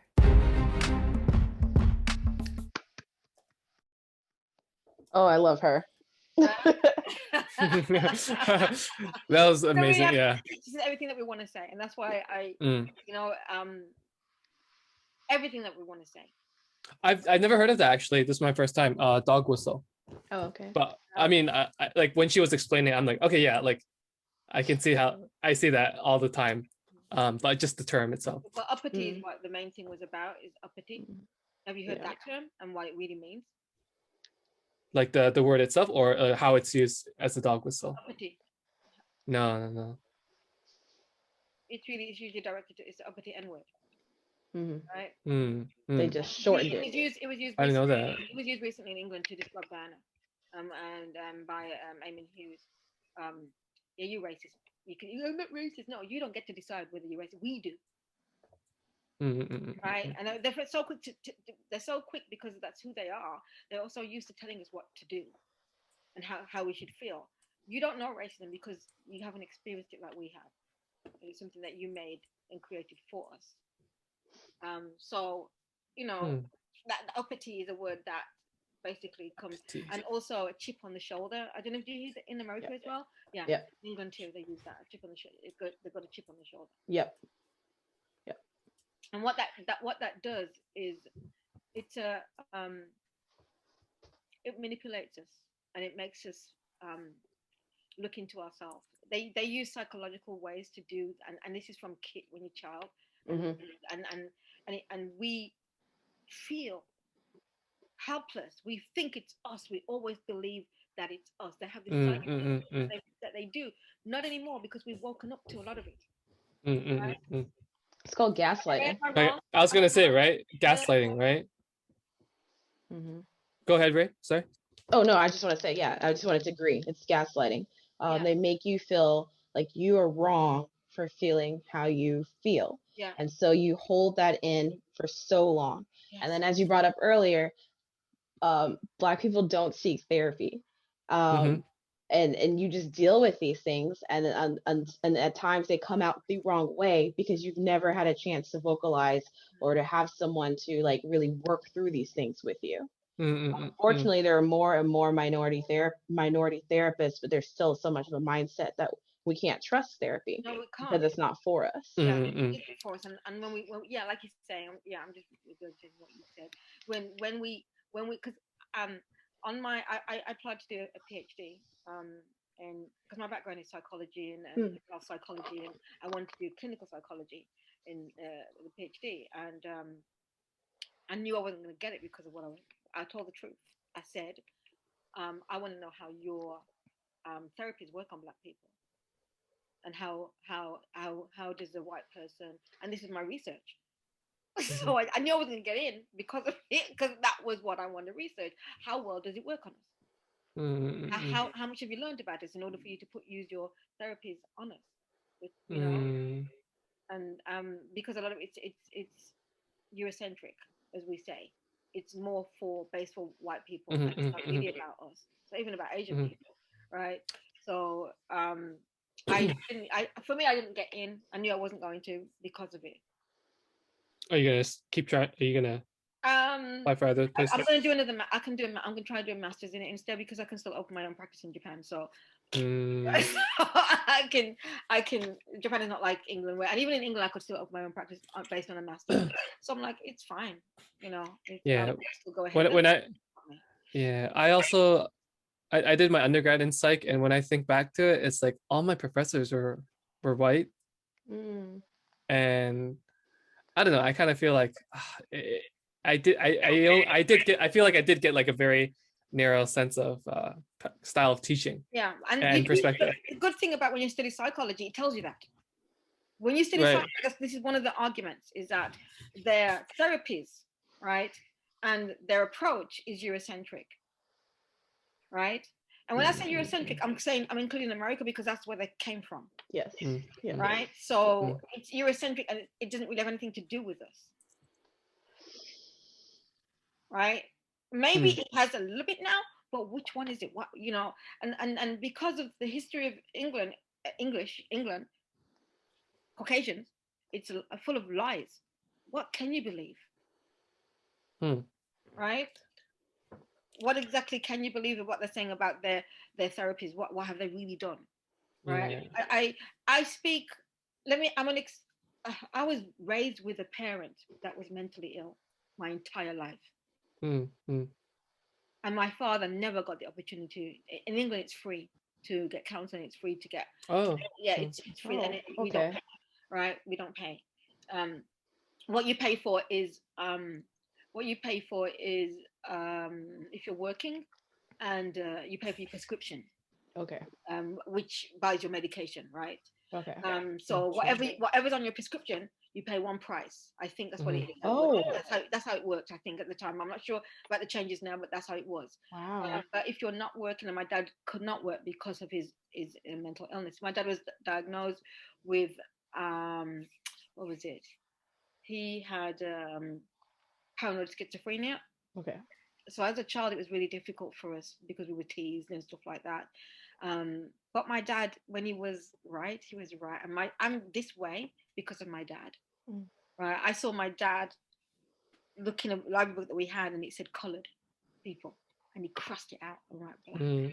This is a library book that we had to take back, and my dad didn't care. This is where I got my who I am, you know, knowing who I am from my dad. You know, in England, I can say that our family never had a social worker regarding we never had anything. There was nothing. My dad got ECT treatment without my mom's consent twice. Sorry, what is ECT treatment? Electric shock. Oh, and they're supposed to get consent of the family. And they didn't. They didn't. Okay. So, but one of the reasons I started studying it was because I wanted to make my mom to understand. Right. I was interested in it, and I studied it because I wanted to understand what was wrong with my dad, because we still didn't know really, because we were educated in it. When I went to university for free in England because the system failed us, and they said so. The high school, I left the high school with crap. It was nonsense. I was just going to be thrown on the heap, right? Granted, there were some people that did get through it, get by it and stuff, but I was one of them. There's one of many. So what they did was introduce a system called the Access Course, and through the Access Course, you can go on to higher education. I can't. Can you hear me? Can you hear me? I can't hear either of you. I can hear you. I can hear you. I think that's Ray. Yeah. We can hear you. You can hear me? Okay, now I can hear you. Okay. Oh. Sorry. I didn't mean to interrupt, but okay. No. Please interrupt. That's okay. No. We're back. So, mental illness and racism has a huge connection, right? And they know. I know. That's Ray. What's your view on like I guess, mental illness and racism in the States. And like, you know, like we're going to talk about that in a minute, but I want to go through this. I really want to have a look because we are Sure. time. Sure. Okay. So I want us to take a look at. It says I think we can skip. We all seen the Meghan and Harry. So I think we should skip that. What I really want to have a look at is the aftermath that came. Right. I think it's really important to have a look at the aftermath and the people who were having it. Right. From these from the tabloids. So I think that we can skip the interview because we're already seeing Okay. the racist tabloids aftermath. Okay. It's the Royal Rumble, isn't it, that shows no sign of easing. In a newly released clip from her interview with Oprah Winfrey, Meghan Markle has launched a direct attack on Buckingham Palace. How do you feel about the palace hearing you speak your truth today? I don't know how they could expect that after all of this time, we would still just be silent if there is an active role that the firm is playing in perpetuating falsehoods about us. And if that comes with risk of losing things, I mean, there's a lot that's been lost already. Well, this bombshell claim follows accusations of bullying against the Duchess of Sussex from former staffers and new claims she fought with aides after they sent back freebie designer clothing sent to Markle after she started dating Prince Harry. For more on this, I'm joined by my regular Friday panel from Sydney, social commentator Prue McSween, and also joining me from Sydney, host of Outsiders here on Sky News, the man himself, Rowan Dean. Prue. I called her Mehgan. Her name's Mehgan. I want to get that right in case all the Meghan trolls start hitting me up on that. But she's denied all these allegations of bullying. Now, what's really interesting is some of the people who have the claims of bullying made against Meghan have been working in and around Buckingham Palace and royal family for 17, 18 years, but quit not long after they started working for her. Now, that sends a signal to me that not all was good with the Sussexes. She's even claiming via friends, or friends have claimed on her behalf, that there's even a racial aspect to anyone criticising Meghan Markle. This is getting to be a real war now, isn't it? It sure is. I mean, they're really, to pull the racist card is pretty low. It's fascinating, really. No. You look Yeah. at Australia. as a They publicist show for the many two years for colours. TV networks, and this is gold. You leak stuff like this to start the controversy. The firm's fighting back and going to, the bottom drawer where they've got all the dark secrets to release. It is really tacky. What it tells you is that Harry probably didn't do what I was always told to do when I had an intended boyfriend. Look at the family. And I have to say her family wasn't exactly, the kind of material you'd probably want to invite into the firm, to the royal, to royalty. And of course, to show you the palace's they don't give a perspective, damn. Australia, the race we're getting more concerned about how it plays out in the UK. If I was advising the firm, I would get the Queen to go and visit Prince Philip on Monday when it's due to go to air and steal as much of the airtime as I could and build the sympathy factor and, let these two release their bile. It's really sad for Harry. I think it's going to backfire on him terribly. And it's a pretty sad situation, isn't it? You are that, sad. She's leading him through the nose, or he's allowed himself to be led through the nose in this way. There's no coming back from it, I don't think, from his perspective with the firm. Yeah, bye. No, and the timing's pretty dreadful with Prince Philip, Duke of Edinburgh, in hospital too, and that's where the focus in Britain has been, hasn't it? About 99. And I just don't think that Harry and Meghan are making any friends with their former subjects in any way with this. Yeah, exactly, and I just pick up on something Prue said, but slightly disagree with her. I don't think Harry should have looked at Meghan Markle's family. She should have looked at Meghan Markle's relationship with her family. And the family are whatever they are, but it's the way that Meghan Markle trashed them, didn't invite them, certain members to the wedding, distanced herself from them. She's clearly a social climber of the worst sort. She's clambered up the Windsor flagpole, if you like, only interested in her, what she gets out of it. She's the worst kind of American celebrity out purely for what she can get. And the shame of the whole thing is that Harry's gone along with this farce. It's going to end in tears for Harry because he will never be able to do enough for her, for Meghan. She will keep on, and Wow. He seems to have already chosen between his family and her. He's going to regret that decision for the rest of his life. Yeah. This is Australia. No, there's been worse ones, right? And they are freer than Americans. They just let you know they're racist and they don't care, right? He has no evidence. They're just talking without any evidence, no backup, no nothing. They're just talking and they're showing you who they really are because they can get away with it. Did I contact Sky Australia.com? Yes, I did. Yes, I did. I told them that you're racist because you allowed this to happen. You allowed it to air, and you sat there and let it. No, I contacted them because And presented it as news too. Yeah.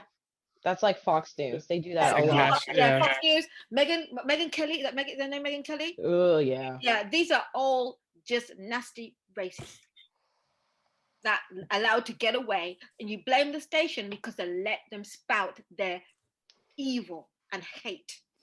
They allow them to do this. You blame the station too.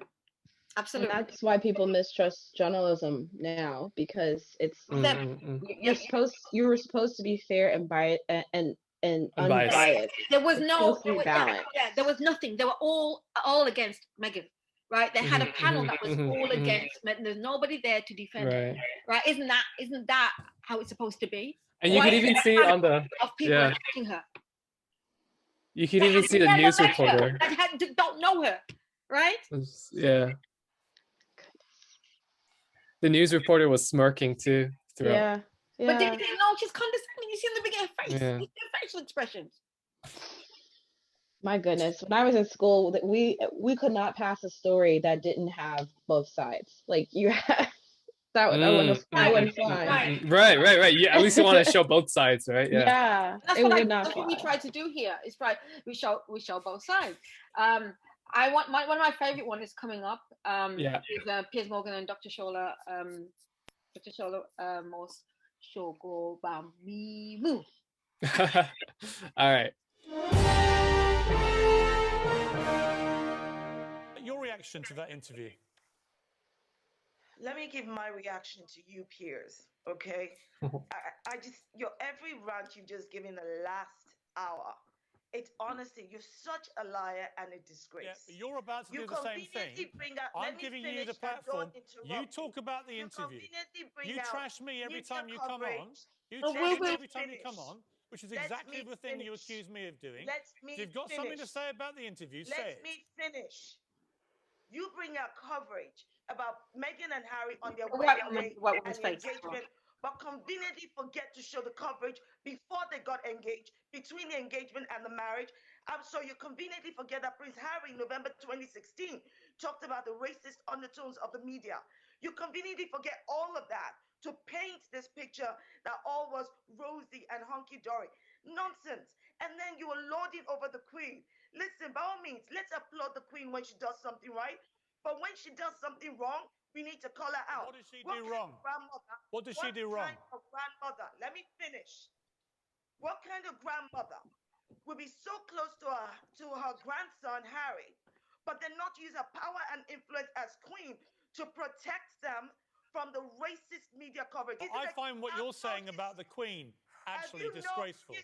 I find what you're saying, you're entitled to your opinion, Shola. Sorry, no, I'm allowed to respond to what you've just said.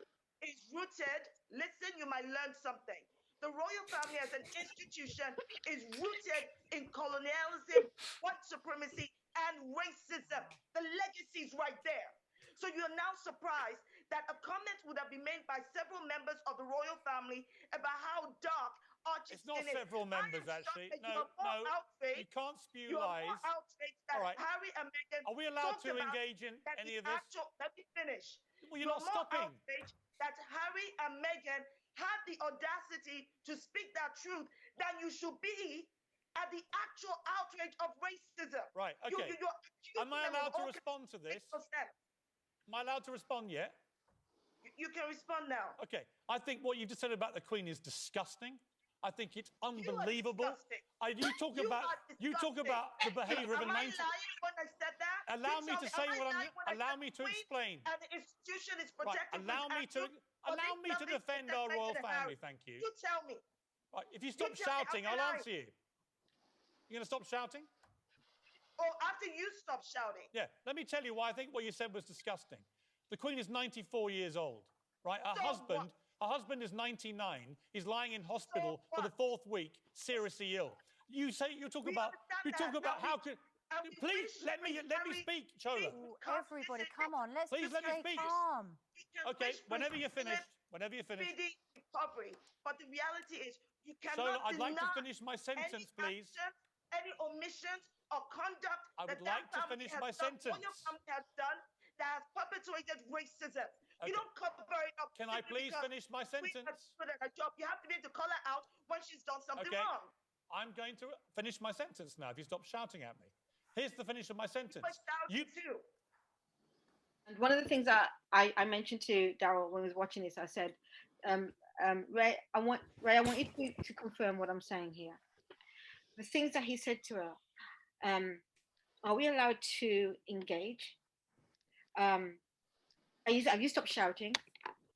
These are the things that the mental things that they do to us when we're in a row with them, and they do this to make it's a manipulation to make us, because the people around us are looking in a way to make us, because it's a world against us all the time. It's always a world against us. That's how we make it, and they know it, so they use these certain cues, right, to trigger us, to make us feel. But Charlotte is very strong. Am I wrong, Ray, in what I'm saying? Oh no, that's like, I didn't even need to hear the rest of the conversation because I knew where it was going. Because even just, I kept looking at the woman in the middle, her face, her body language. This is what happens all the time whenever Black people speak up about what's wrong. Like, say something happens to a Black girl in the middle of class, she's like, I don't like the way this is going. And the white guy in the classroom stands up and is like, you're pulling the race card. Won't you stop yelling at me? You need to calm down. You're being too loud. And then, sorry, not all white people, but the white girl, guys, why can't we just, y'all just, guys, come on, guys, just stop fighting, like, but not realizing that this grown man is attacking this woman, like, and it's always, and then he always does it, and that's what he does, and he's gonna test his own medicine, right? He's gonna test his own medicine, and he's talking nonsense, and she's talking over him because he's talking complete. He's got nothing to say. Nothing to say. And then on the flip side of that, it wasn't Pierce Morgan, but it's a woman that a Black woman is arguing with. Then she's gonna start crying. Okay, we're gonna talk about that. Okay, I'll wait on that one. We are going to right. I felt everything in that interview. Yeah. Right, real soon. I do really want to play the one where he walks out, which I think it's that's the Yahoo one. Kwan. Yeah. Okay. Actually, could you play the one with Trish Goddard? Because I really want to talk about this real quickly. And then stop it at 4 minutes, right? The Trish Goddard one. Trisha Goddard, sorry. Yeah. Give me 1 second. Sorry. She says something which I've always talked about. Continue to play it. I'm just walking us in here. She says something which I've always talked about. I'm not going to say anything. I want to see what you think about it. Both of you, what you both think about it. But, I mean, actually, I don't think you're gonna know about it, Kwan, but I think Ray will.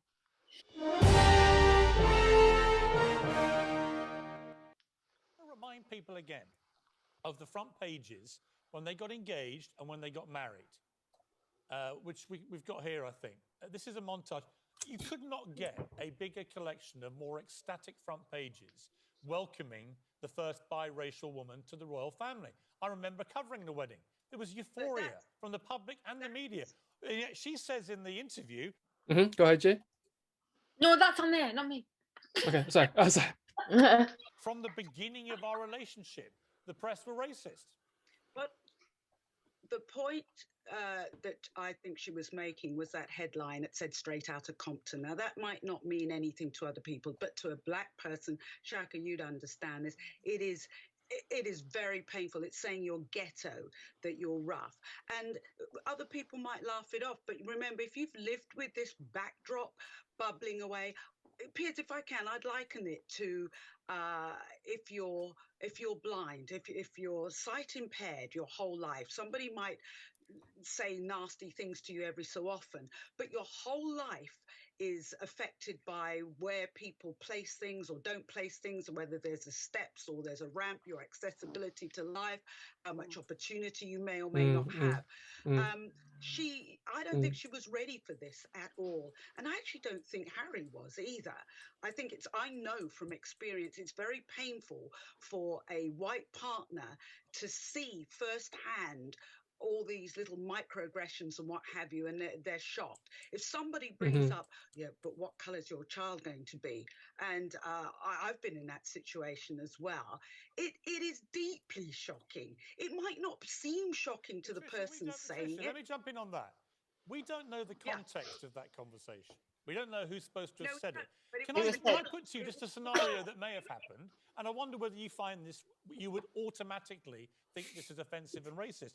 If you have two parents, one's white and one's black, as in Meghan's case, and she's pregnant and going to have a baby, is it racist and offensive for a family member to say, oh, what colour might the baby be? I mean, I would imagine in most families that might be a question they think and they might ask, but not in a racist or derogatory manner. Now tell me if I'm wrong.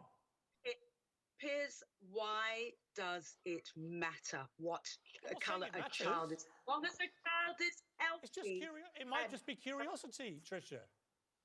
In other words, it may not have been a malevolent thing to say. Here's another curious thing. People are often, when I've got my hair natural, people are curious about what my hair feels like. Yeah. So they'll come up behind me while I'm doing something and run their dirty hands through my hair. It's only curiosity. They might make comment about my feet or talk about me in front of me. It's only curiosity. So any context that conversation may, we don't know who the conversation Let her speak. or the context, but what you're saying is any context in which that kind of conversation happened is automatically racist.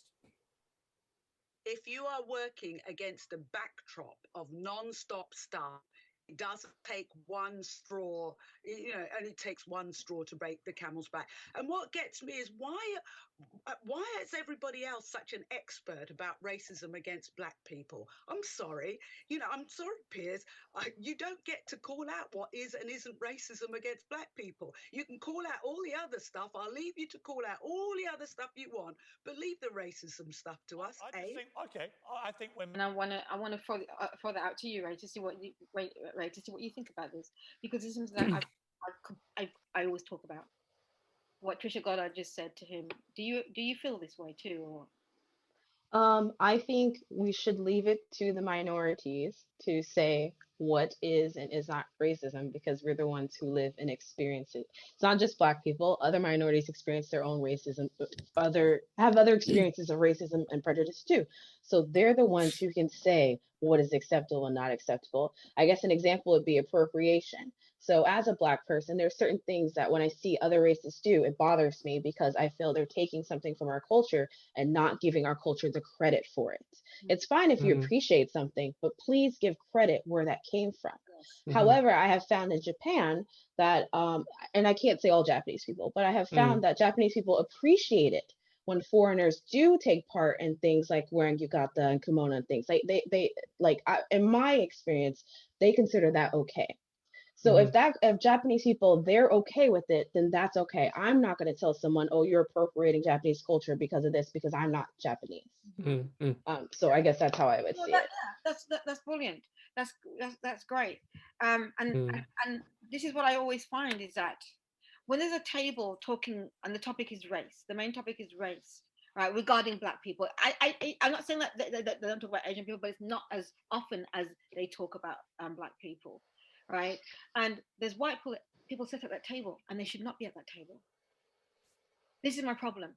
They've got a point of view and an opinion when it's never their experience, or this is nothing they've been privy to. So why do they believe? That's why in England, in England and also in America, I see it many times on the news stations and all these discussion topics. They're there talking about how Black people feel and should feel and etc. when it's not their experience, not their lived experience. And I can't understand, but I do.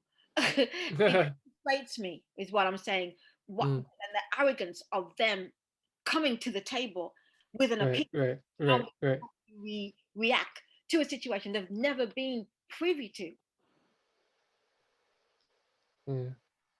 It That really bothers me. And that woman, yeah, her name was Trish, right? Yeah, Trisha. She was explicitly saying that, like, when you hear that, when she hears that, it's like it's devastating, something to hear, like shocking for someone to ask about the color, or to bring up color, right? And she's telling him, right? Yes. That's how right. But then he's trying to tell her how you get to do that. How do you get to do that? And the thing is, you don't feel shame or nothing about it because it's not your experience. I've found it's an entitlement. Like when she brought up the touching of the hair, they feel entitled to find out how your hair feels. They feel entitled. Even sometimes whenever some white people want to talk to you about your experiences as a Black person, it's not always in a place, I want to listen, I want to hear you. It's like, I'm owed this, you need to teach me so that I can learn and maybe change or maybe decide if what I was thinking is right or wrong. You need to teach me. I'm entitled to hear your pain and your experience. Mm-hmm. And so that's why often you might see online now Black people saying Google is free, you can find out yourself, because there's like, why should I relive that trauma just so you can try to maybe grow? Oh, that's a good one. That's a really good one. There's actually a website called Your Black Friends Are Busy, and it's a whole site where someone has compiled information so people can learn. Yeah. That I'm gonna be like and totally honest and admit that I also made that mistake, this mistake, because when I first reached out to Jay, I approached it as in like, oh, Jay, teach me, right? Jay So said, yeah. Jay said. right. My original approach was kind of like interview style, like asking questions and stuff. But then, thankfully, from talking to Jay, I've also come to realize like it shouldn't be her teaching me. That's not her responsibility. So I really like that. Right. I mean, if you go look at the old couple of what we done, I was always saying to Kwan, I'm not here to teach anybody, right? Yeah. I've not bent. I'm not here to teach. We're here to talk about it, which is it's venting for me. And if any other Black person or any other white people want to watch it, then go out, or any other people, whatever. Right. And it's an important conversation. Right, you can learn from what we're talking about, but we express our opinions and our lived experience, right? Then you go and listen to white newsreaders that have no knowledge of Black culture, Asian culture, or any culture apart from their own, which is privileged, right? They don't have a view on any of this, right? And with their arrogance, they come with arrogance and entitlement. Yes, that's exactly what it is. To talk about a culture that they've not really been privy to the experience, to the life lived experience, right? It's an arrogance and an entitlement. This is, which is like, to us, it's absolutely ridiculous, and we're going out to go, what? Because I can never do this to an Asian person, right, or white person, because that's your experience. And they're okay with this, and it's not just one; it's a lot of them that do this all the time, right? And for me, I feel this a lot with what was I gonna say? I feel this a lot with I've lost my train of thought now. I feel that whenever we want to say something about what we're feeling and who we are and our experience, we get shut down, and people accept it. The world accepts it, but it's a common sense thing. How can you know, right? You are the ones who are giving this, dishing this out to us, right? So, okay, I don't like using the victim kind of thing, but just say, right, for me, it's like the villain telling the victim how they should feel. But no, you shouldn't feel that way because I did this, and you shouldn't feel that way because I stabbed you in that side. So that's what it feels like. The villains are telling us how we should feel based on they don't have anything to any kind of experience, right? But they've been doing it, and they've been continuing to do it for years and years and years and years. It's not anything new. They've continued to do it. What does that tell you? There's been no movement. They still think they're better than us, and that's why you would do that. You know. I'd like to add to that and say that, and also if one person, Black, Asian, Latino, says this is my experience with this, that's not the experience of the whole people either. Just because one person has experienced something, another person has a completely, because I've had that happen where I said my truth about something and they're like, but that other Black person said. This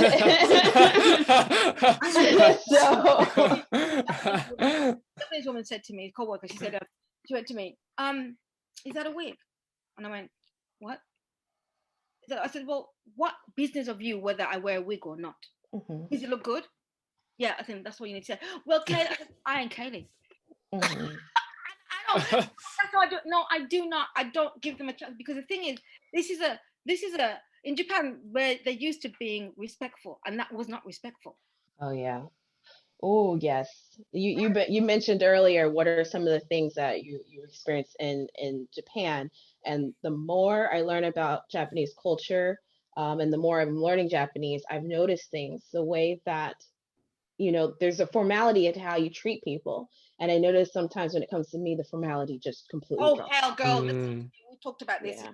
For me, they will push me out of the way for a white person, like I'm gonna, and this has happened so many times, or they will try to ridicule you in front of a white person. I've had this so many times from them, right? And they think that we are even beneath them because we're beneath the white person, and they look at white people as a kind of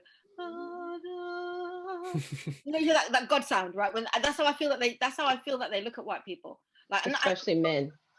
Especially men who soak it up to the brim, right? They love it. They love it. They love it. They love it. I know that we're going over time, but I'm gonna jump, and I really wanted to look at the part when out, but maybe we should leave that. But I want to jump on. Hey, it's short. We can do that. Okay, I'm looking at the time for I don't want to take and see what she's okay with that, because I know that I really want to talk about that Meghan's discourse is emotionally exhausting, and I also want to talk about the myth of the angry Black women and white women strategy tears play the victim. Angry Black woman could be a whole other 2 hours. But we're just gonna show the videos. Yeah. We can do this another time also, where we can just direct the podcast about it. But I want to. There's 3 more topics I think that you could really give a nice input in. So I think we should just get that and go on to how it is exhausting. There's 2 videos. They're short, about how what Meghan experienced is exhausting for us because we've been through it. We know it, and we're not shocked by what's happened. Ray, are you shocked? No, not surprised. And you can ask me that. I'll probably say there'll be a few other people who don't like that. What's that Black girl name? I forgot her name. I don't want Candice. Blah blah blah. Her. She will probably say something else because she's Candace Owen. Yeah, that's the one. Because she's already had a say already, and I won't listen to her. I said, listen, did I tell you I don't want to listen to her? Candace Owens. Not relevant in my ears. I don't want her. She's the token Black person that they always use. That person to qualify as A whole million of black people. One black person will Uh, got a whole group, a whole million, a whole set of black people, and that's what they do, which is also ridiculous. Let's move on. She's in the sunken place. Oh hell, we're in that second place. Candace Owens, is that her name? Yeah, Okay. yeah. Is she like a conservative black? She wasn't Oh, before in the beginning. It's like her and my girl, Stacey Dash. Yes, Now they she's did a flip. coming back. She's flipped back to us. Oh, Stacey Dash came back? Oh, okay. Oh, yeah, she goes, I was angry. And okay. Right, and back going, we don't care. Oh yeah, two days ago she apologized. Okay, anyway, sorry. On January 6th, and it made me see things right. No, stay where you're there. We don't need your Judases. Stay where we're not there. Stay where the grass was greener. That's what you felt. Sorry.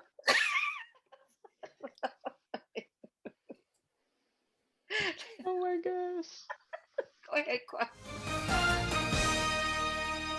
Welcome back. Now, before the break, we were discussing Harry and Meghan's highly anticipated interview with Oprah, which aired in the US last night. We'll be able to watch it here in the UK tonight at 9 p.m. on TV. Yeah, during the interview, the couple talk about the intense media scrutiny Meghan faced when joining the royal family, which they believe was largely racially motivated. They also make the allegation that prior to Archie's birth, an unnamed member of the royal family expressed concerns about how dark his skin might be. Have a look. Well, our royal editor, Camilla Tominey, is still with us. We're joined now by singer-songwriter Jamelia. Good morning, Jamelia. Hi, Thank you very much indeed for joining us today. So you've Looking you've fly, seen Jamelia. that clip. I don't know whether you've seen the entire thing, but were you what were your initial thoughts about that comment within the family? I wasn't very surprised, if I'm being honest. You know, it was hard to hear. It was difficult to, you know, I really felt it for both Meghan and Harry in that moment. But I wasn't surprised by the question and by the comment. And I think what we need to do when we hear things like this is explore. What does that mean? Why would somebody ask that question? Because I think it's very easy to put this blanket excuse or reason as, oh, it's racism.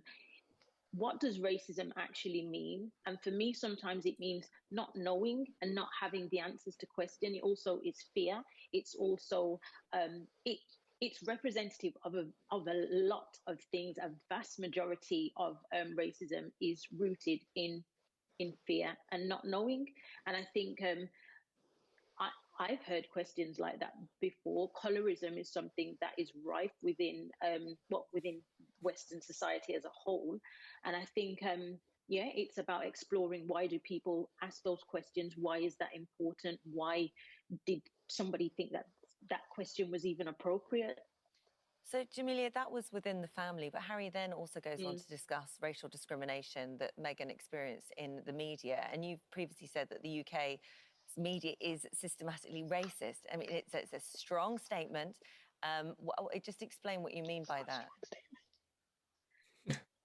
Again, you know, I kind of find it really tiresome to for myself and anyone to have to continuously have this conversation, and to, you know, it feels as if we're having to re-educate people over and over again. Just believe people when we say that, you know, what the racial undertones that we see, that it exists, that it is real. And I think for me, it's not about having Black people come on and tell you, oh, you know, the British media is racist. It's about actually exploring, what are we talking about? What does it mean? Why do you not recognize it? I'm not talking about you personally, but I just mean, you know, as a normal member of society, if you don't recognize racism, why don't you? And that should be something that you explore personally, and I recommend that to everybody. And also, there's a great deal of talk from her about feeling protected. There's discussion about this, whether it's direct or indirect racism within the British media, certainly socially, online. They said to her, make no comment and we'll protect you. And she wasn't. She said they would lie to protect other members of the family. And when it comes to protection, that has been a massive issue, obviously, with her. She felt unprotected, which led her to suicidal thoughts, many of which were driven by this indirect or direct racism online. Yeah, I think first of all, whether it's direct or indirect, if indirect racism is racism, direct racism is racism, and it still has the same impact. I think when we're talking about what the what she's saying and what the words that she's using and the impact, and when she's talking about it, we need to believe what's being said. What I find really interesting is that right there, all of those things you're saying, you're talking about Meghan, who has married a prince into the royal family. But I personally, as a British Black woman, can relate, particularly one who has been on, the other side of the media. And I think it's really indicative of why this conversation needs to happen, because it's not just Meghan. It's not just, Meghan who has married a prince. It's also, your working class black woman who exists in an institution. It's almost every Black woman can relate to something that Meghan, who has married into the royal family, we can relate. There is a recognition there, and I think that's what's important. And I believe that everyone should recognize something. Everybody should be like, do you know what? You should be able to highlight or identify what she's talking about. And if you can't, and that's a real problem. And it's just a real shame. Yeah. Jamelia, thank you. Thanks for joining us. It's good to get your opinion Thank you on for this. having me. The 2018 US Women's Open was one of the most controversial matches of Serena's career. The umpire spotted Serena's coach gesturing hand signals and proceeded to give her a warning for unauthorized coaching. Serena, confused by this, denied any cheating. We don't have any code, and I know you don't know that, and I understand why you may have thought that was coaching, but I'm telling you it's not. I don't cheat to win. I'd rather lose.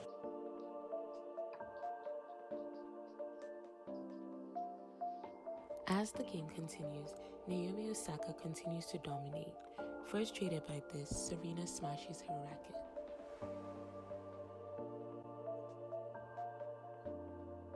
This violation, along with the coaching violation, costs Serena a point, which causes Serena to be extremely emotional. You owe me an apology. You owe me an apology. I have never cheated in my life. I have a daughter and I stand what's right for her, and I've never cheated. And you owe me an apology. The headlines that followed all portrayed Serena's emotions as unnatural or uncommon, referring to her as if she were hysterical, and her display of frustration seen as a meltdown.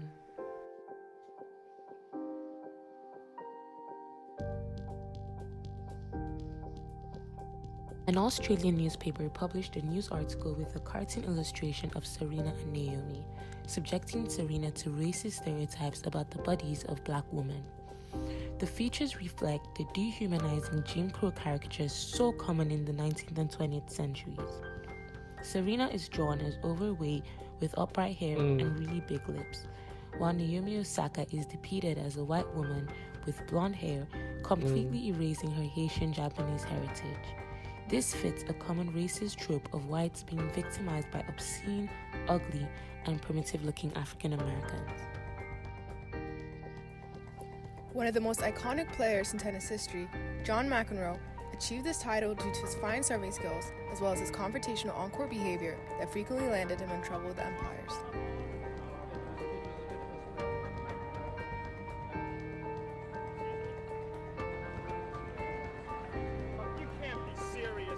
You cannot be serious! That ball was on the line. Chalk flew up. It was clearly in. How can you possibly call that out? How many you can miss? That piece walking over, everyone knows it's in this whole stadium, and you call it out?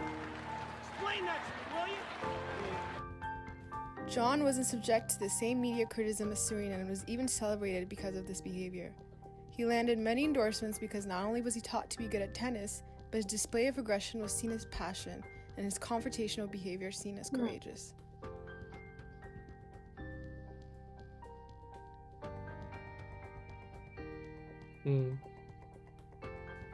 Both McEnroe and Williams were not afraid to display how they felt. For McEnroe, it branded him as a bad boy.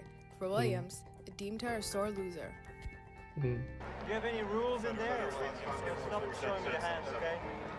Don't tell me to be quiet, okay? When I want to talk, I talk, all right? I don't give a shit what he said. I just say he's waiting too long. Don't fucking tell me the rules. I was not allowed to challenge like that. While there is a clear gender bias, with women said to be having meltdowns, while men are simply arguing, Black women often bear the brunt of this. The myth of the angry Black woman arose during the 1800s, when Black women are often portrayed in pop culture as mothers who had a lot of pent-up aggression and took it out on their husbands and children. American society often portrays African American women as sassy, ill-mannered, and ill-tempered by nature. Anger is often weaponized against Black women to silence them. It is used to discredit them, to say that they are overreacting, and that they are being hypersensitive.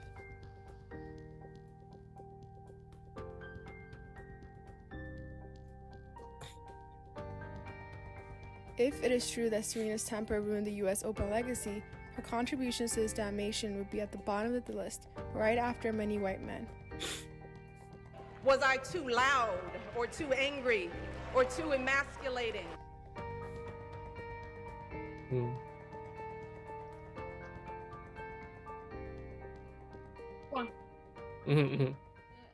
Before I'm going to put them all together.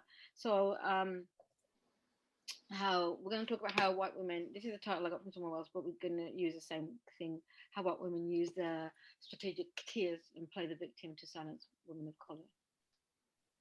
There's three. I want Julie Black, Got it.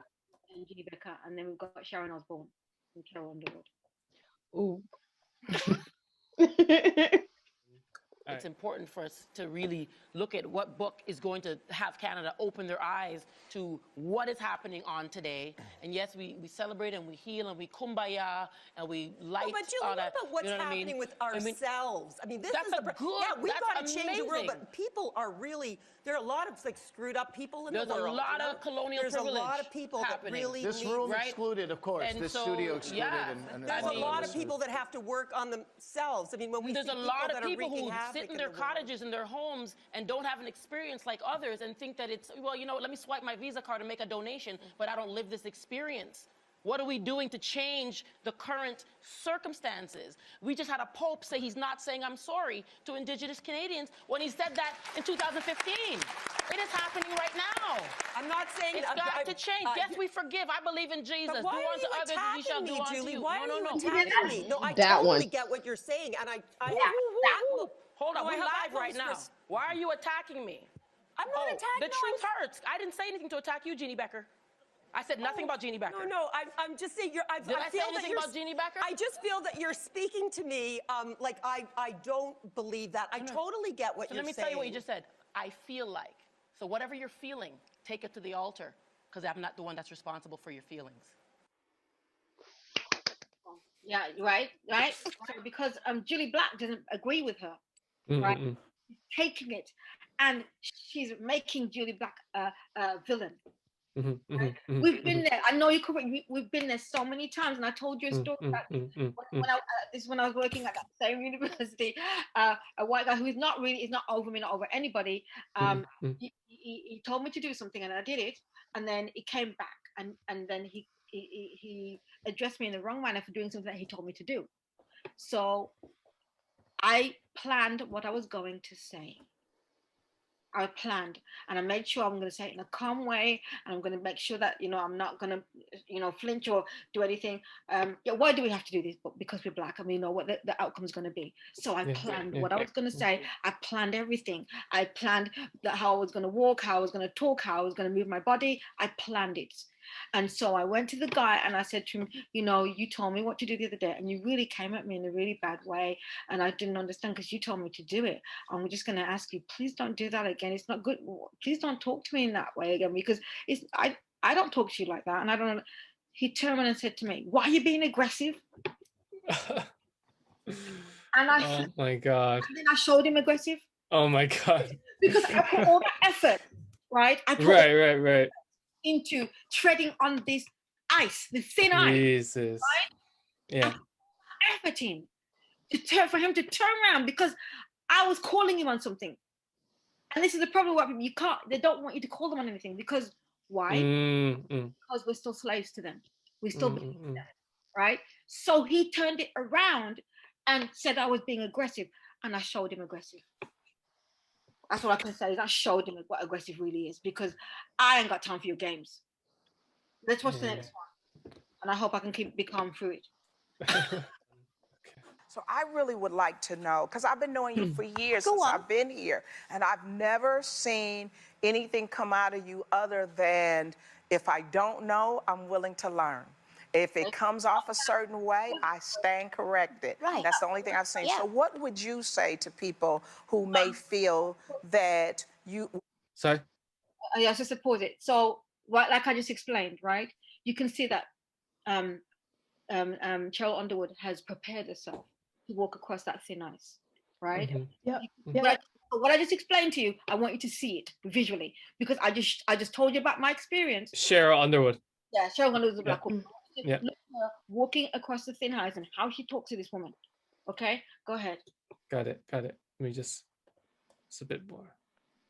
You say to people who may feel that while you're standing by your friend, it appears that you give validation or safe haven to something that he has uttered that is racist.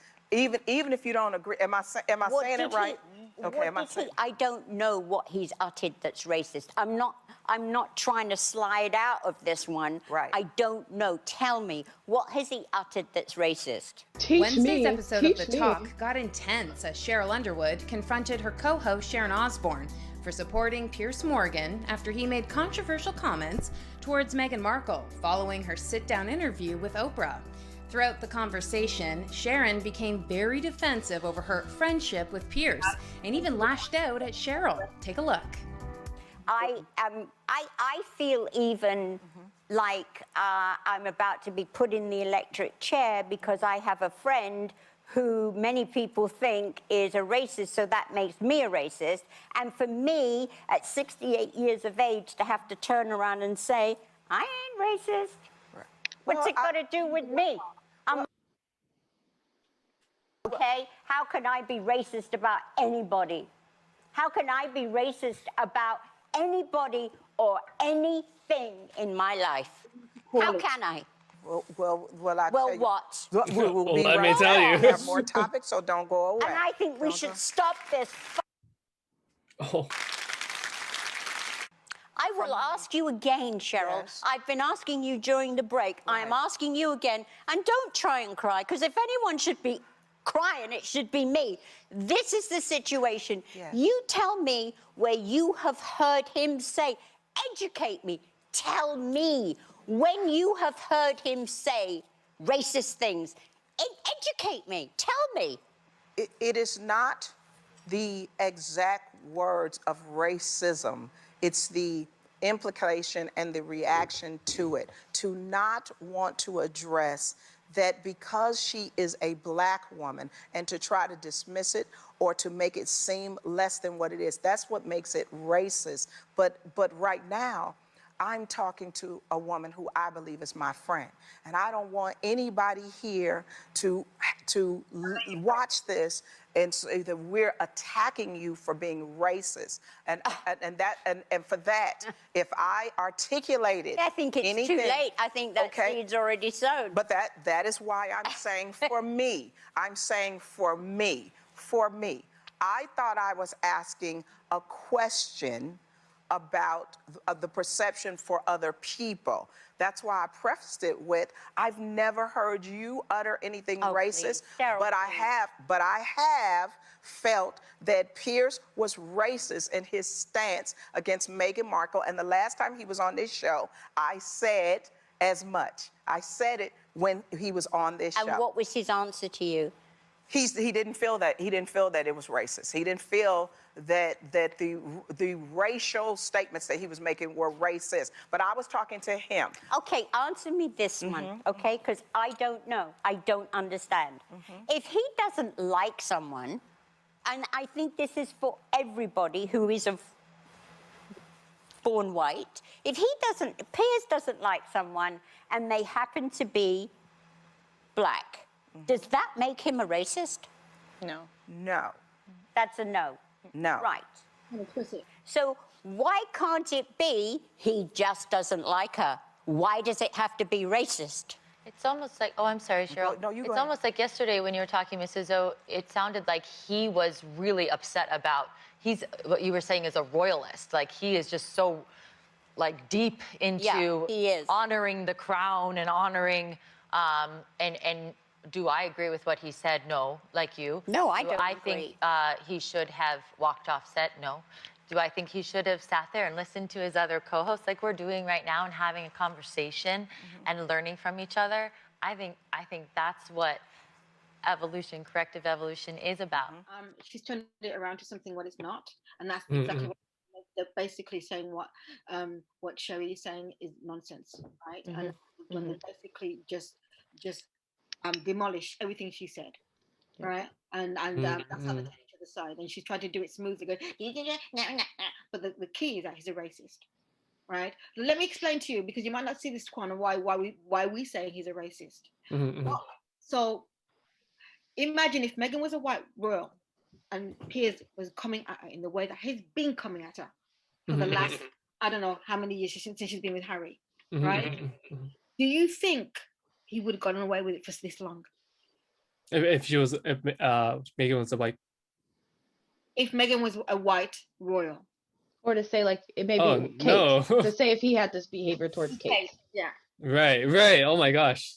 Yeah. Now that you put it like that, it's like it's so easy. It makes it so much clearer when you put these contrasting. Right.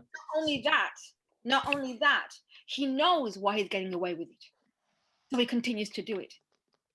He knows no one's going to pull him up on that. And when you think about it, with all of that what's happened, all that Meghan has said, what are they focusing on mainly is the mental health.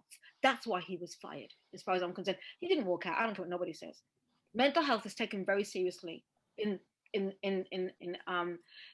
UK, in developed countries. Okay. It's taken very seriously. Yeah. I'm not saying it's not in developing countries. I'm not, I don't know, so I'm not speaking on their behalf, but in developed countries, mental illness is taken very seriously, and this is what they're focused and have put the race on the back burner. This is what I want you to please think about this. This is what has happened, and what they always do is and they did that just now in that program. They took the race issue and put it on the back burner. And this is what they always do. This is what they always will do until we have to be the ones that stop it. Only us can do that, because they're not going to do that. Right? Yes, mental illness is a problem, but racism has been a problem since they took our ancestors from our country of Africa, parts of Africa, and brought them to America and the Caribbean and Brazil. Right? It began there and it continues today. And I guess to kind of like add to that, I mean, yes, Piers was saying that, but then essentially he has like the whole system and media like kind of allowing it to happen. Yes. So it's not just, right? People are his co-host is standing by, the news channel standing by. But we need to move away from the racism. I don't want to move away from the racism. Yeah. What he's doing is racist. It's racist because how he's coming at Meghan. Right? It's like you'll be in a job and a white person will be coming at you all the time and they get away with it. Right? And even if you go to HR, they're going to ignore it. Because what they want to hear is him say the N-word. And that's exactly right? And we know. Right. We know as Black people, we know this, and he knows it because this is what they do. And this is what you have to understand, right? This is what we have to understand. And they're acting like they don't know it, and they know it. And he's been doing it right in front of all of our faces for years, right? For at least 3-4 years, right? Well, how long has Meghan been with him? 3 years or whatever. Yeah. He's been doing it for as long as that. Granted, it started because Meghan ghosted him. So what? And we wouldn't even know that if he didn't tell that story, because she doesn't talk about him. There you go. Right? Yeah. He's professionally he's inept. He's professionally inept. He has, and he should not even be in any kind of professional job. Yeah, like any kind of public media position. Like, oh my God, that's like national TV. That's right. About this, I want to talk about this again. I do want to talk about. I want you to listen to Gina Asheray, and then I want to do one video on mental illness. Actually, I probably should go now. Yeah. Yeah. Okay. Yeah.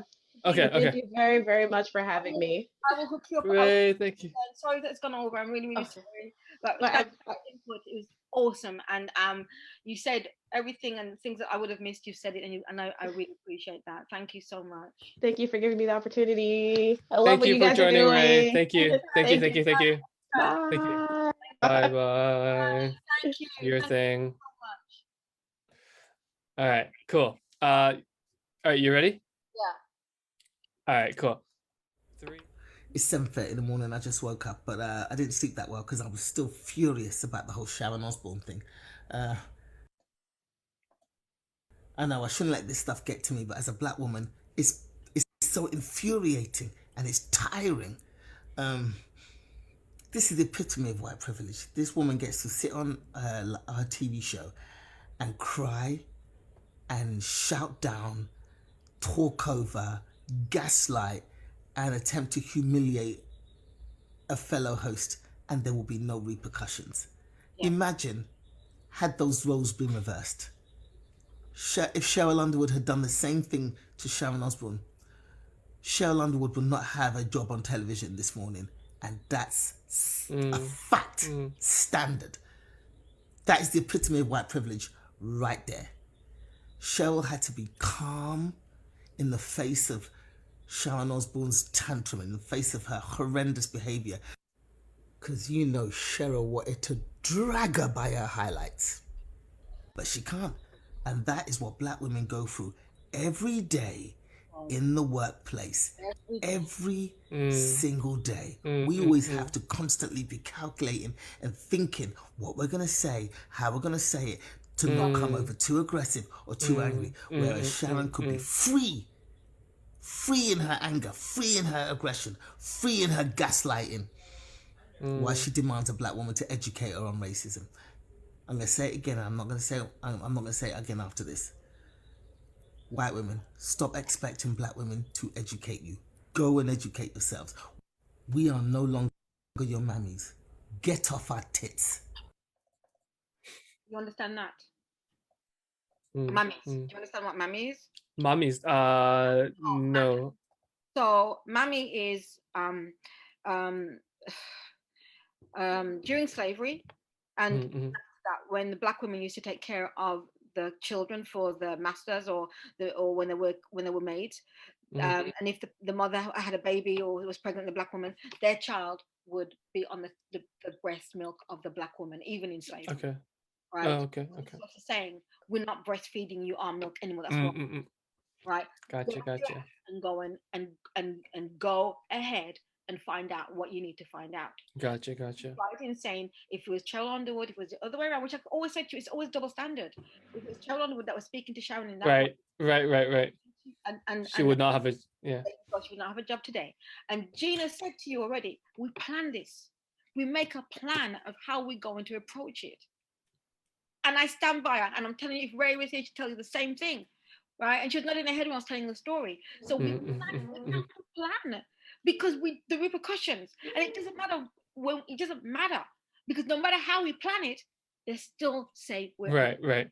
They still say we're being attacked. Yes. Right. It's so interesting how it's just you see it in every instance, right? Like the video clip that we saw before. I don't know what that was, but the same thing happened, right? The woman felt like she was being attacked. Yeah. Right, but there was nothing that they said that was attacking. I'm glad that woman stood up to her in her own right. She stood up to her and let her know, right? She stood up and let her know. Yeah. Right, because this happens, and I'm just repeating what Gina says is that it does happen to us every single day, every single day, right? In Japan, I'm still working around white people. It's the same thing. As long as they're here, as long as I'm around them, it's still going to happen. Maybe not as often because I don't see them every day, especially now I'm working from home. But I did tell you about the stance where, someone came for me. But anyway, I don't want to talk about that. It's just completely, it's ridiculous. Because they get away with how they are and how they do. And we're expected. And like I said, I wrote this online. I said that the problem is, it doesn't matter how we approach white people. It's not to do with anything apart from the fact that we are beneath them. Therefore, we cannot tell them anything. We can't call them on anything. This is what I feel about Sharon. So Sharon Osbourne, you're a racist. Your reaction to me, you reacted this way. What other way is there? She wasn't attacking you. She explained herself before she came to you, right? She explained this, right? But she wanted to know, what do you think about people saying this? Because people were saying this, right? I was one of them, right? Who said on online, right? Yeah. I was one of the 41,000 that complained about Piers Morgan, right? And what I did do, which I didn't even mention the race because I knew that wouldn't stand. I didn't have a stance. I mentioned the mental health because I knew this is what they're gonna grasp onto, and that's what they grasped onto was Meghan's mental health more than the racism. Because they don't want to address. They don't want to face it. Yeah. They're saying, and you've seen so many times in different lights about how they're asking about, well, what is it? How do you not know what it is? But how can you tell us when you say you don't know what it is? Right? Yeah. How can you tell us that that's not what it is? When we tell you, you tell us that's not it. Yeah.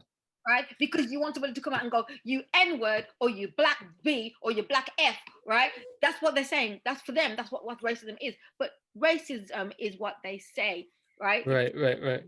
Undertones, and it's all of these, the covertism. Yeah. An analogy I was right. It's all of these things, and the thing is, it's affecting us mentally and emotionally, right? Like I said before, earlier on podcast, I said we have everyday life to deal with. Now we've got the COVID to deal with, and worry about our families, and we've got race issues. Some of us have more, like me and Ray. We have also colorism that we have to deal with. Right? So it's overwhelming sometimes. It's overwhelming. It's absolutely, I can't even speak. It's overwhelming sometimes. I'm grateful for this show because for this podcast, because I get to express how I feel, right? And whether people listen or not, it doesn't bother me because I'm expressing it, right? And hopefully we got some subscribers, which I thank you. 8 subscribers that we got. I'm really happy because hopefully maybe you know, if you're black or if you're white or whatever color you are, right? You subscribe because you've been watching the others, and we really appreciate it. Because this is we tell it real. We tell it how it is. We're not biased. We're for real. Yeah. And this this Meghan, with Meghan asking what color the child is, and Piers Morgan saying, "What's wrong with that?" Right, and not believing that she's suffering from right. mental. Also wanted to commit suicide, and like the guy said, is that? Remember months ago I talked about this, and I said white people don't have empathy for black people. Right?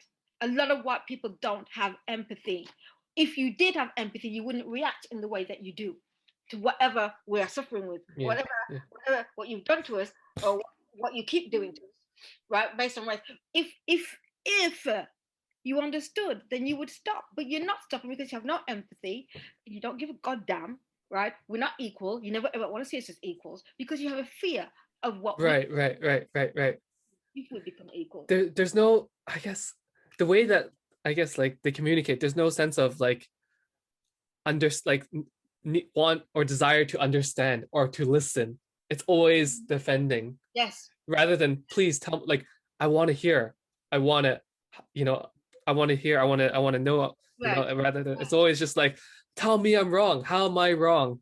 You know? They're saying, tell me I'm wrong, but with closed ears, right? Because they always believe that you're wrong, right? They believe that everything that they say is right, and regardless of how they do it, and regardless of what you're going to say to them, they believe that they're right, they're always right, and you're wrong. It was disgusting to see. That was the first time I saw that caricature of I don't know what they're called, but like comic of Serena. Yeah, caricatures, right? Of Serena Williams. That one. Yeah, it was my first time to see that. I'm like, what? It's like 2020 and people are, and then like the way that they drew Naomi Osaka. Yeah, but Japan did it too, right? Yeah. She pulled them out on it. They drew her as the one who's lightened her skin, right? Yeah. So, and she called them out on it. With respect to her. But you know, there are other people that are not, I mean, Black people, they're not leftists, but they look at Meghan in a way that because they look at the royal family and they see things that Harry's done in the past, and Meghan married him anyway, right? So this is one of the things that we maybe we can go back and look at that, and then we can look at the mental health if that's okay. Sure. Yeah. Right, so this is you know, like I always want to find people that also disagree with this, and this is okay. From Vicky. What's Vicky's last name? Vicky. I forget her last name. And she's making a guest appearance actually on a different show. She's from, I think it's nubianqueen.com she's usually on, but she's on a different show. And she's talking about, she thinks that a lot of Black women are cray-cray, to be different. We're going to just listen really simply to what she says. Because of time, we'll probably do this again another time, but just because of time, it'd be good to take a look to what she's saying. Amazing network. Thank you so much. Family, this is just, I know some of you all may be triggered because I'm not on the bandwagon of, you know, sister girl and Meghan Markle. Now, no disrespect to Meghan Markle. You know, I feel sorry for her because she said she wanted to take her own life because, you know, how the British Crown was treating her. Fam, let me tell you something. White supremacy will make you lose your mind. This is the reason why I'm always talking Black empowerment and why Black folk need to leave white supremacy alone.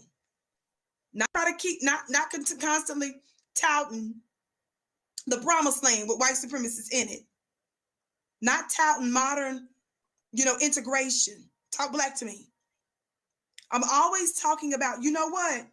If people say they don't like you, they want to kill you, they want to murder you, they don't want you anywhere around, you're going to keep forcing yourself on them? Most of us wouldn't even take that. We wouldn't even allow our own daughters or sons, family members or loved ones, our own moms or any other parent or loved one to be in a domestic violence situation. We would tell them, you look crazy sitting there allowing yourself to be abused and then begging to go back into that circumstance where they can beat the brakes off of you.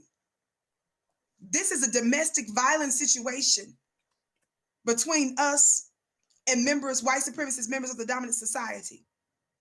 And we're telling you, you need a divorce. Talk Black to me. It's not cute. It's not okay. We don't think that you're Christian. We don't think you're godly. We don't think you're righteous. We don't think you're zen'd out, that you're a yoga master or ascended master. We don't think none of that about you because you have a high tolerance for foolishness. You don't get any credit for that.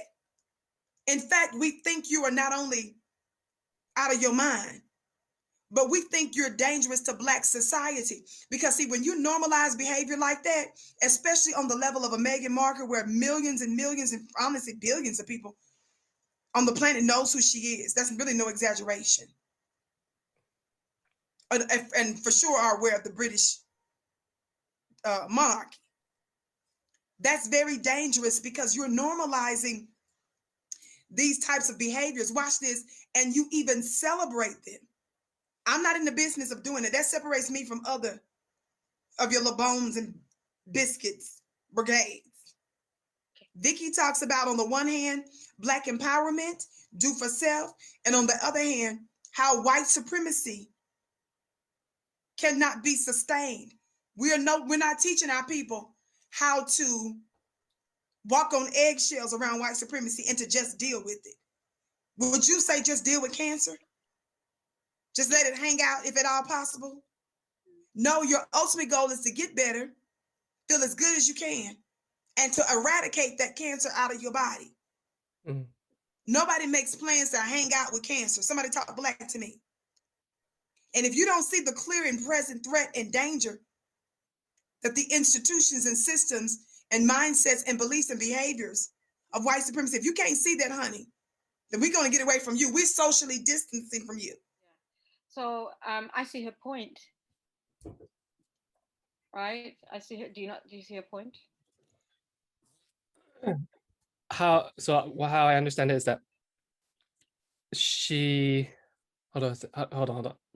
She's saying that, you know, because essentially she's saying that Meghan's judgment of white supremacy is kind of askew, and that like she's been, I guess, put, how do I say this, like brought, how do I say this, like turned to the other side essentially, or like she kind of like break off. I'm saying that to say I think she's trying not necessarily turn to the other side. I didn't get that from that. I just got that that Meghan Markle is allowing the other side to come in while she's still being who she is. But allowing for all of this racism to happen. To happen, and it looks bad. It's dangerous for young black girls and for the black community. Yes. Right, it's a bad example.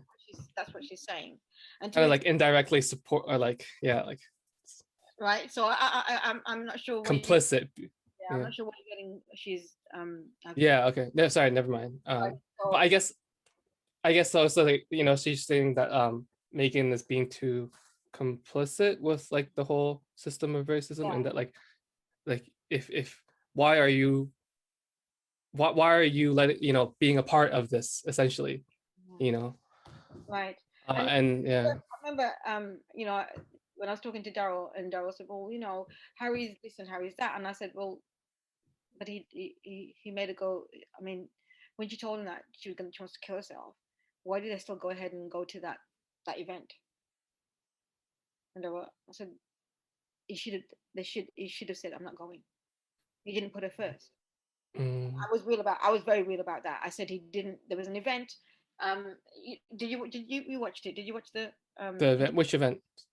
No, did you watch the interview? Is what I'm saying with the Oprah. The whole no. I just like Ray. I watched segments of it. There's a part where she said that when she wanted to kill herself, and there was, I can't remember what the event was, and so she went with Harry because she didn't want to stay by herself because she would have killed herself. So I said to my partner, why didn't you just cancel it? Why didn't you put her first in that? And that was my question, is why didn't you put her first and cancel it and just stay with her? Why did she have to go when she felt that way? Because her going, people still ridiculed and go, look at her. Is that mental illness? Right, mental illness comes in many, many disguises, and people, but they still judged her on it. And what he should have done was put her first. Right, Harry knew that his family was racist, because he said in that interview before they got married, right? Things were being said, not just in the media. If I'm wrong, and I apologize, and I'm going to say allegedly. I think that's what I heard, allegedly, that things were happening anyway before they were married, while he was dating her. So he heard stuff, right? Allegedly. I mean, I understand to an extent what Vicky Dillard was saying. So we can't all look at it as hunky-dory and stuff like that. We have to look at the reality of it as well. And the monarchy is built on the origin. For me, it's built on the backs of black people, right? The monarchy came. It had slavery. They have a big part of slavery, right? UK has a lot. It came from Europe. It didn't come from America, and that's what people fail to understand. Remember. So we have to understand where it comes from and what it's built on, right? So And I'm not saying that Harry is racist now, but he was, I mean, his actions were racist. Some of his actions were racist before. Where did that come from? And meeting Meghan has changed him. And sometimes you do get people like that come from a background of racist, right? And so what they do, because of the royal family, they're not racist. But why was his actions racist in the past? And I'm sure, and you know, why have they not married outside of their race before? Right? People are not asking these questions, right? But what they're doing is saying it's not racism, but there's lots of proofs, lots of clear examples. Sorry, thank you. Lots of examples of why it is. But what they're doing, again, is wanting somebody to come out and say, black. N-word, yeah. Stuff. That's what they're doing. And that's how they've made it difficult for black people to prove racism, right? Even in your jobs. And this is why we say we go through what we go through, and it's very they've made it very difficult for us to prove what racism is, because they've put their own criterion and their own definition of what it is supposed to be. How can you do that when it's not your lived experience? It's not yours, right? There's a group of us, you know, get us together so we can explain it, so that we can be on that board, and we can employ black people so that we know what it is. Put them in your HRs so they know what it is. And not one, a token black one. You know, if you got 4 blacks, you got 4 Asians. Do you understand where I'm coming from? You make it equal. Yeah. Because a white person in HR is not going to understand that. Just like you saw all those white people on the what's that? Right. Newspaper. How are they going to? The news organization. Yeah. Newspaper organization. Joke. How the hell do you understand it? Who are they talking to? All right. On to mental ill health, right? Because you have to understand, like I said, the things that they put us through, right? And we don't trust doctors. We don't. I mean, come on, look at what's happened, right? We don't trust doctors. People with the vaccination, black people don't want to take it because they don't trust them, because the Tuskegee trials. What did they do? They hide the truth. Right? They injected black men with syphilis. It's not about hiding the truth. Yeah, they did, but they ruined these lives of black men. So if you're going to do this, that tells you that you don't see us as equal. Why would you do this to another human being? You wouldn't, right? But they did, because we're not humans to them. A lot of them. Even recently, when what did they say? Those French doctors. What did those French doctors say about going to Africa and trying the vaccine on them, and people pulled them up on it? Because this mentality is still here. They got comfortable thinking it's okay to say it now, and they got called out. And of course, they apologized for what? That's what you want to do. So you can stick your apology. I would like to look at a couple of before we sign off, racism and mental health videos, right? And the effect of racism within our community, within the background. I have that.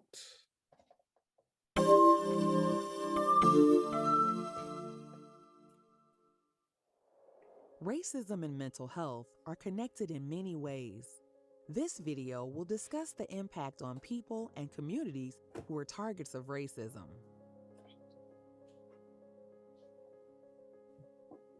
Around the world, Black, Indigenous, and people of color are the target of prejudice, systemic discrimination, microaggressions, and physical acts of violence due to the color of their skin.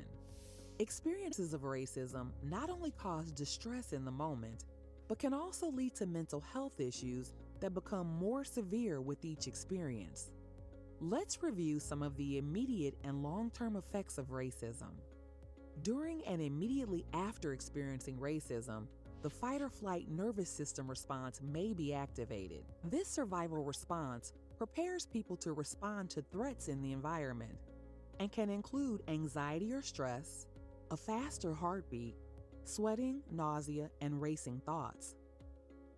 People can also experience sadness, anger, and have a lowered sense of self-worth and confidence. Over time, the cumulative effect of racism can cause chronic stress and a heightened stress response, poor overall mental health, and physical health issues. Experiencing racism can contribute or lead to symptoms of depression, anxiety, and PTSD, It can also cause hypertension and other cardiovascular problems, relationship difficulties, trouble with school or work performance, and an overall reduced sense of well-being. People do not have to be the direct target of interpersonal acts of racism to experience its harmful effects. Research shows that being a part of a marginalized group in and of itself is a source of stress. Witnessing oppression or violence towards individuals from one's community can cause vicarious trauma and even symptoms associated with post-traumatic stress disorder. This is often widespread after instances of racist violence make national headlines. The economic and emotional impact of dehumanization and victimization can be passed down over generations. The ripple effects of history are still impacting many people in the present day. People from marginalized communities are not only more likely to experience mental health issues due to social determinants and institutionalized racism, they are less likely to have access to treatment for their concerns. It's clear that increasing access to mental health care is vital to promote the health and wellness of everyone. So, how do we make changes? No one individual alone can be responsible for affecting change. Positive change and healing requires a conscious effort from everyone. When it comes to such a widespread and ingrained problem such as racism, making a positive change requires us all to be a part of the solution. We all greatly benefit when the lives of everyone are valued and people can live out their full potential. We must educate ourselves on the history of racism and unlearn many things that are presented as truth by the dominant culture. Take initiative and do research. There are many books, websites, training, and other resources to help you on your journey. Don't place the burden of the time and emotional labor of this education on already burdened people from marginalized communities. When you see acts of racism, call it out and call people in to have meaningful conversations about the impact of their words and actions. Let's all work together to support mental health for all and make our world a more equitable and inclusive place.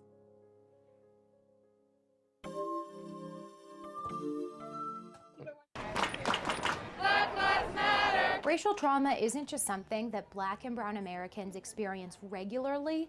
It's something health experts say they're born into. What makes it traumatic is how you experience it. Similar to PTSD, racial trauma, or race-based traumatic stress, is the collective effect racism has on an individual's mental and physical health.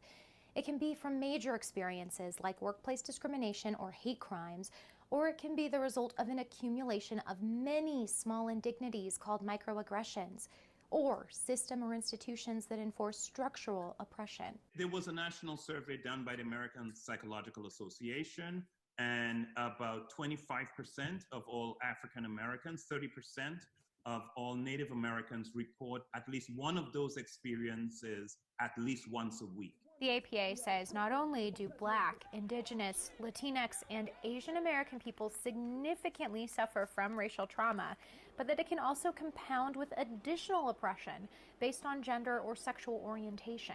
It depends on the intensity and the frequency of how often you experience racism or how severe the event is, but you might start with just race-based stress. So something will be racist and you'll be exposed to it and you'll feel stress, but racial trauma is really when it has those long-term effects. It really sticks with you. Immediate symptoms can include increased heart rate or blood pressure, heightened cortisol levels, sweating, or tension in the body.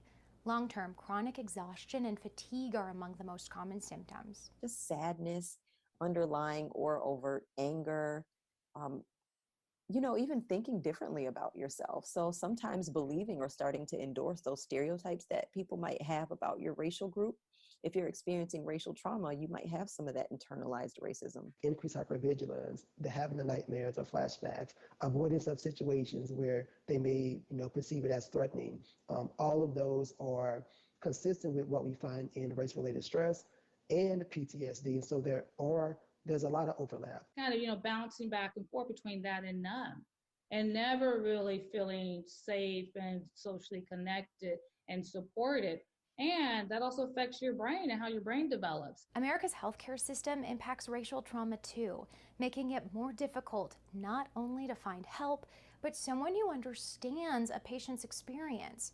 A 2015 study found that in the US, 86% of psychologists were white, 5% were Asian, 5% were Hispanic, 4% were Black. Meanwhile, some of the experts we spoke to are setting out to help. Dr. Candace Nicole Hargens released Black Lives Matter meditations for racial trauma victims and white allies. Black Lives Matter. Therapist Kelly Baker has helped organize Facebook Live videos with her local NAACP branch where anyone can connect to learn more about racial trauma. She's included sharing her own experiences. I don't think you can say that there was ever a time for me when I did not that I was never exposed to racism. You know, when I think about my family, you know, my mom, my grandmother, and the things that my mother experienced that were clearly racist definitely affected how she parented her children. What can be done to respond to racial trauma?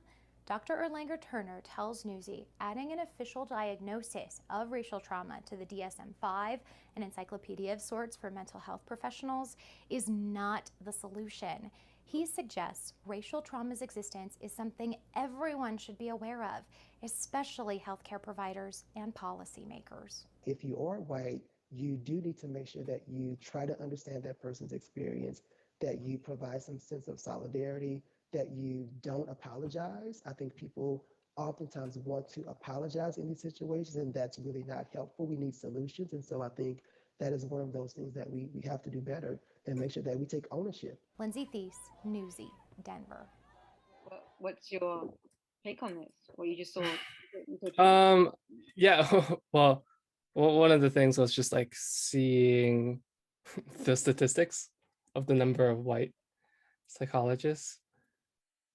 I mean, yeah, it's kind of like what you're saying. Like, it's just like if you don't have mental health care professionals who are representative of the population that they're serving, then they're not, you know, that population is not going to be receiving adequate mental health support. And just, yeah, and also what she was saying at the end that, like, you know, adding it to the DSM-5 is not gonna, it's not the only, not the silver bullet, you know what I mean? It's about getting policy. That is something that is general. It generalizes everybody, and that's what you adhere to, right? Right. It's the rules of how to take care of Black people, and that is not it. That's such a great way to put it. Exactly. As if like, yeah, like they're the only ones that need to be in the DSM-5. But they do have that, right? For different mental illnesses, right? But if they would have one specifically for Black people, and they'll all use that one specific for Black people and generalize it and not only, you know, stigmatize it. And so I don't think, maybe not stigmatize it, but generalize it. And I think that it's not the place where that should be, right? What they need to, like what it's saying, is acknowledge what the problem is. And I like that they said don't say sorry, because it is, because you don't mean it. Sorry is it's easy to come by, right? Yeah, it's just easy to say, right? So instead of saying apologizing, look for ways how we can be better, how things can be done. And but again, these things fall on deaf ears, because again, you saw all the people that were, except for the person who was broadcasting the presenter was white, but everybody else that was giving their which was great. I'm glad that they showed this, right, were Black, and they were representing Black. So it's like when I say, when a white person is talking about racism, why are they there? If they, yeah, right, it's crazy, because like if no white person has ever experienced racism, so how can they tell you what it feels like to have some, or, you know, to experience racism? But how can you know,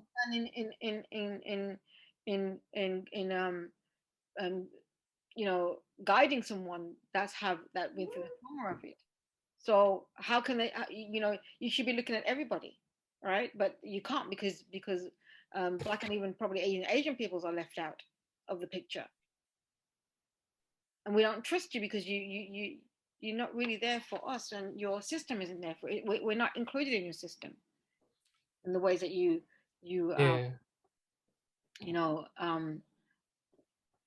your research and so on. Right.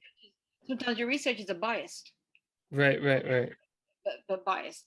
Not representative. Yeah. And the people that are doing it, even if you do have case studies or etc., and they are people of color, whatever. But the people who are doing it, they've probably never ever been around Black people in their entire life. They come from a different background, so they've already come in with their bias and their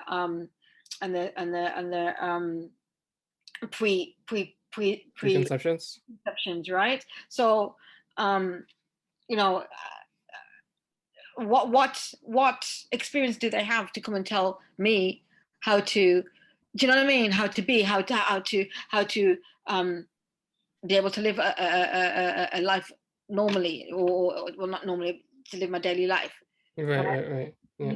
When you have no record of even trying to look out for us as well and include us in research and in your case studies, right?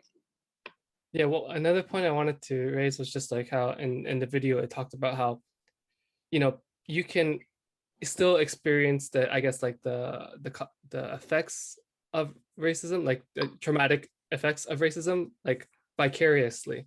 Yeah. Right. And that's such a big point that I think that needs to be reminded.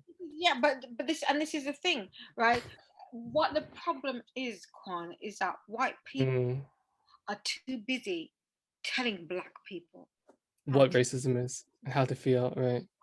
They're too busy because they know that they're the cause of it, right? Because they know they don't care about us, many of them, right? How you can put yourself at a table when you have no experience of what the conversation is going to be about.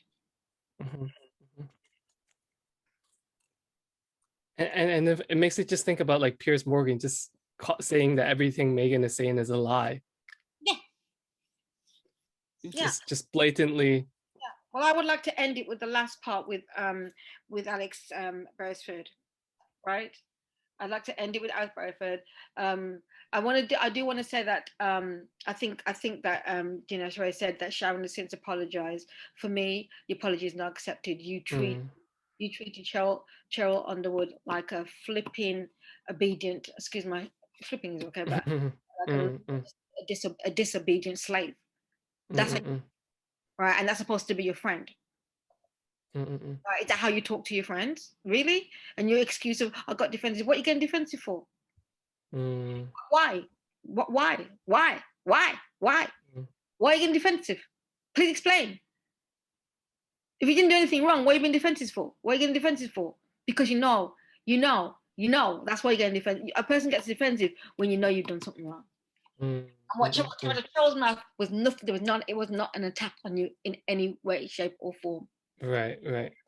But it's always taken as an attack. So, do you know what? That's pathetic. You can track him, maybe not my. No. See you later. I'm being. Sorry, can't do this. This is absolutely diabolical behaviour.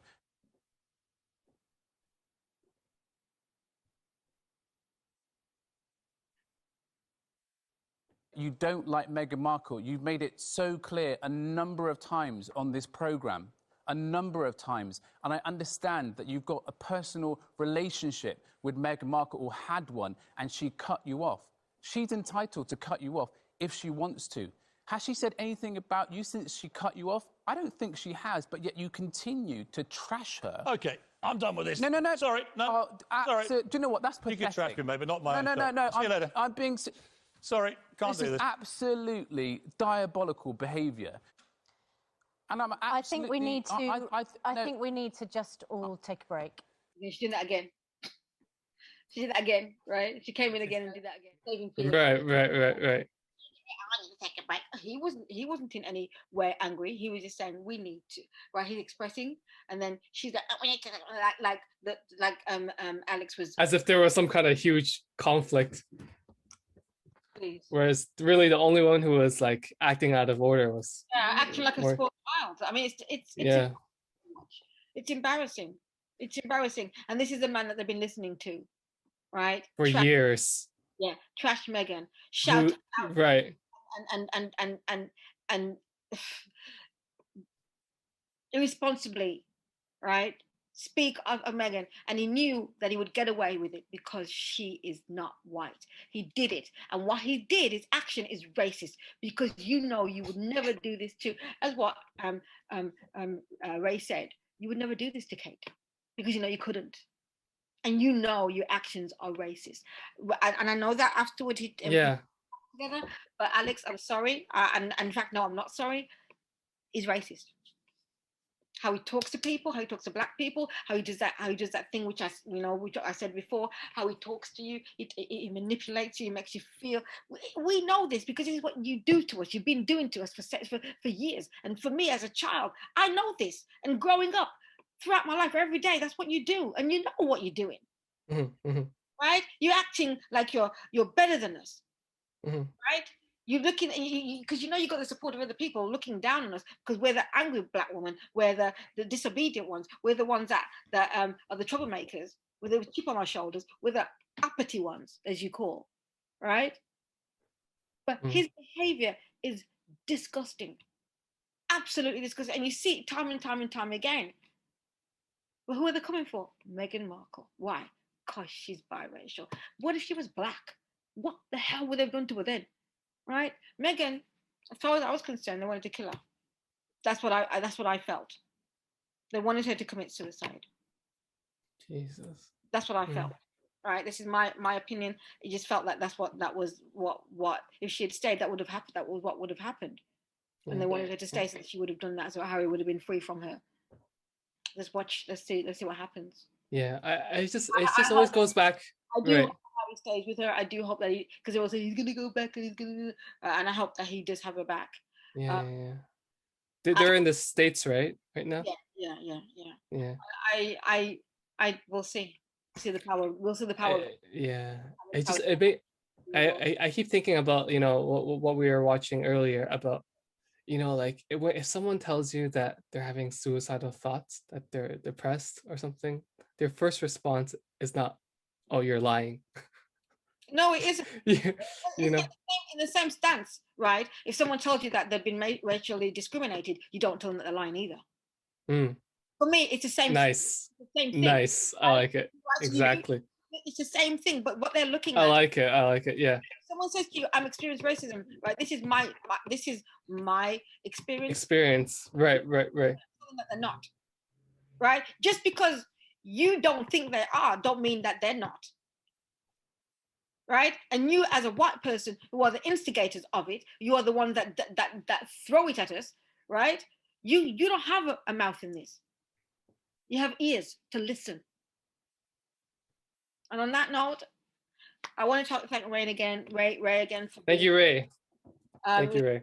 Awesome, and thank you. We hope we can have you back again, and again and again and again. Really enjoyed your presence. It was awesome, and I hope you liked it too. Sorry that we went on longer than we did. Unfortunately, we got to be better with our time. We just got so many things to talk about, unfortunately. And but Kwan as well. Thank you so much. Thank you. Yeah. It's important too. I like the questions that you ask, and I like the input that you give as well. And it's, there's a lot of things that you notice that we don't see, which is awesome. So thank you. I really appreciate it. And thank you for our subscribers, our 8 subscribers or something. Well, I'm happy. Yeah. All right. Anyways, peace out, guys. I wasn't expecting anything. So I wasn't expecting anything. And again, yes, thank you for the subscribers. Thank you so much. I'm so appreciative. I'm grateful. We weren't looking for anything. So those 8 subscribers, we want to say how much we appreciate you and to say so much. All right. Until next time. Safe. And I'll see you. We're going to probably be doing this in a couple of weeks, right? Yeah. Peace, guys. This is a special one on Meghan Markle and what's going on. So that's why we didn't even say that. It's a special one on Meghan Markle. All right, guys. Peace out. Bye-bye.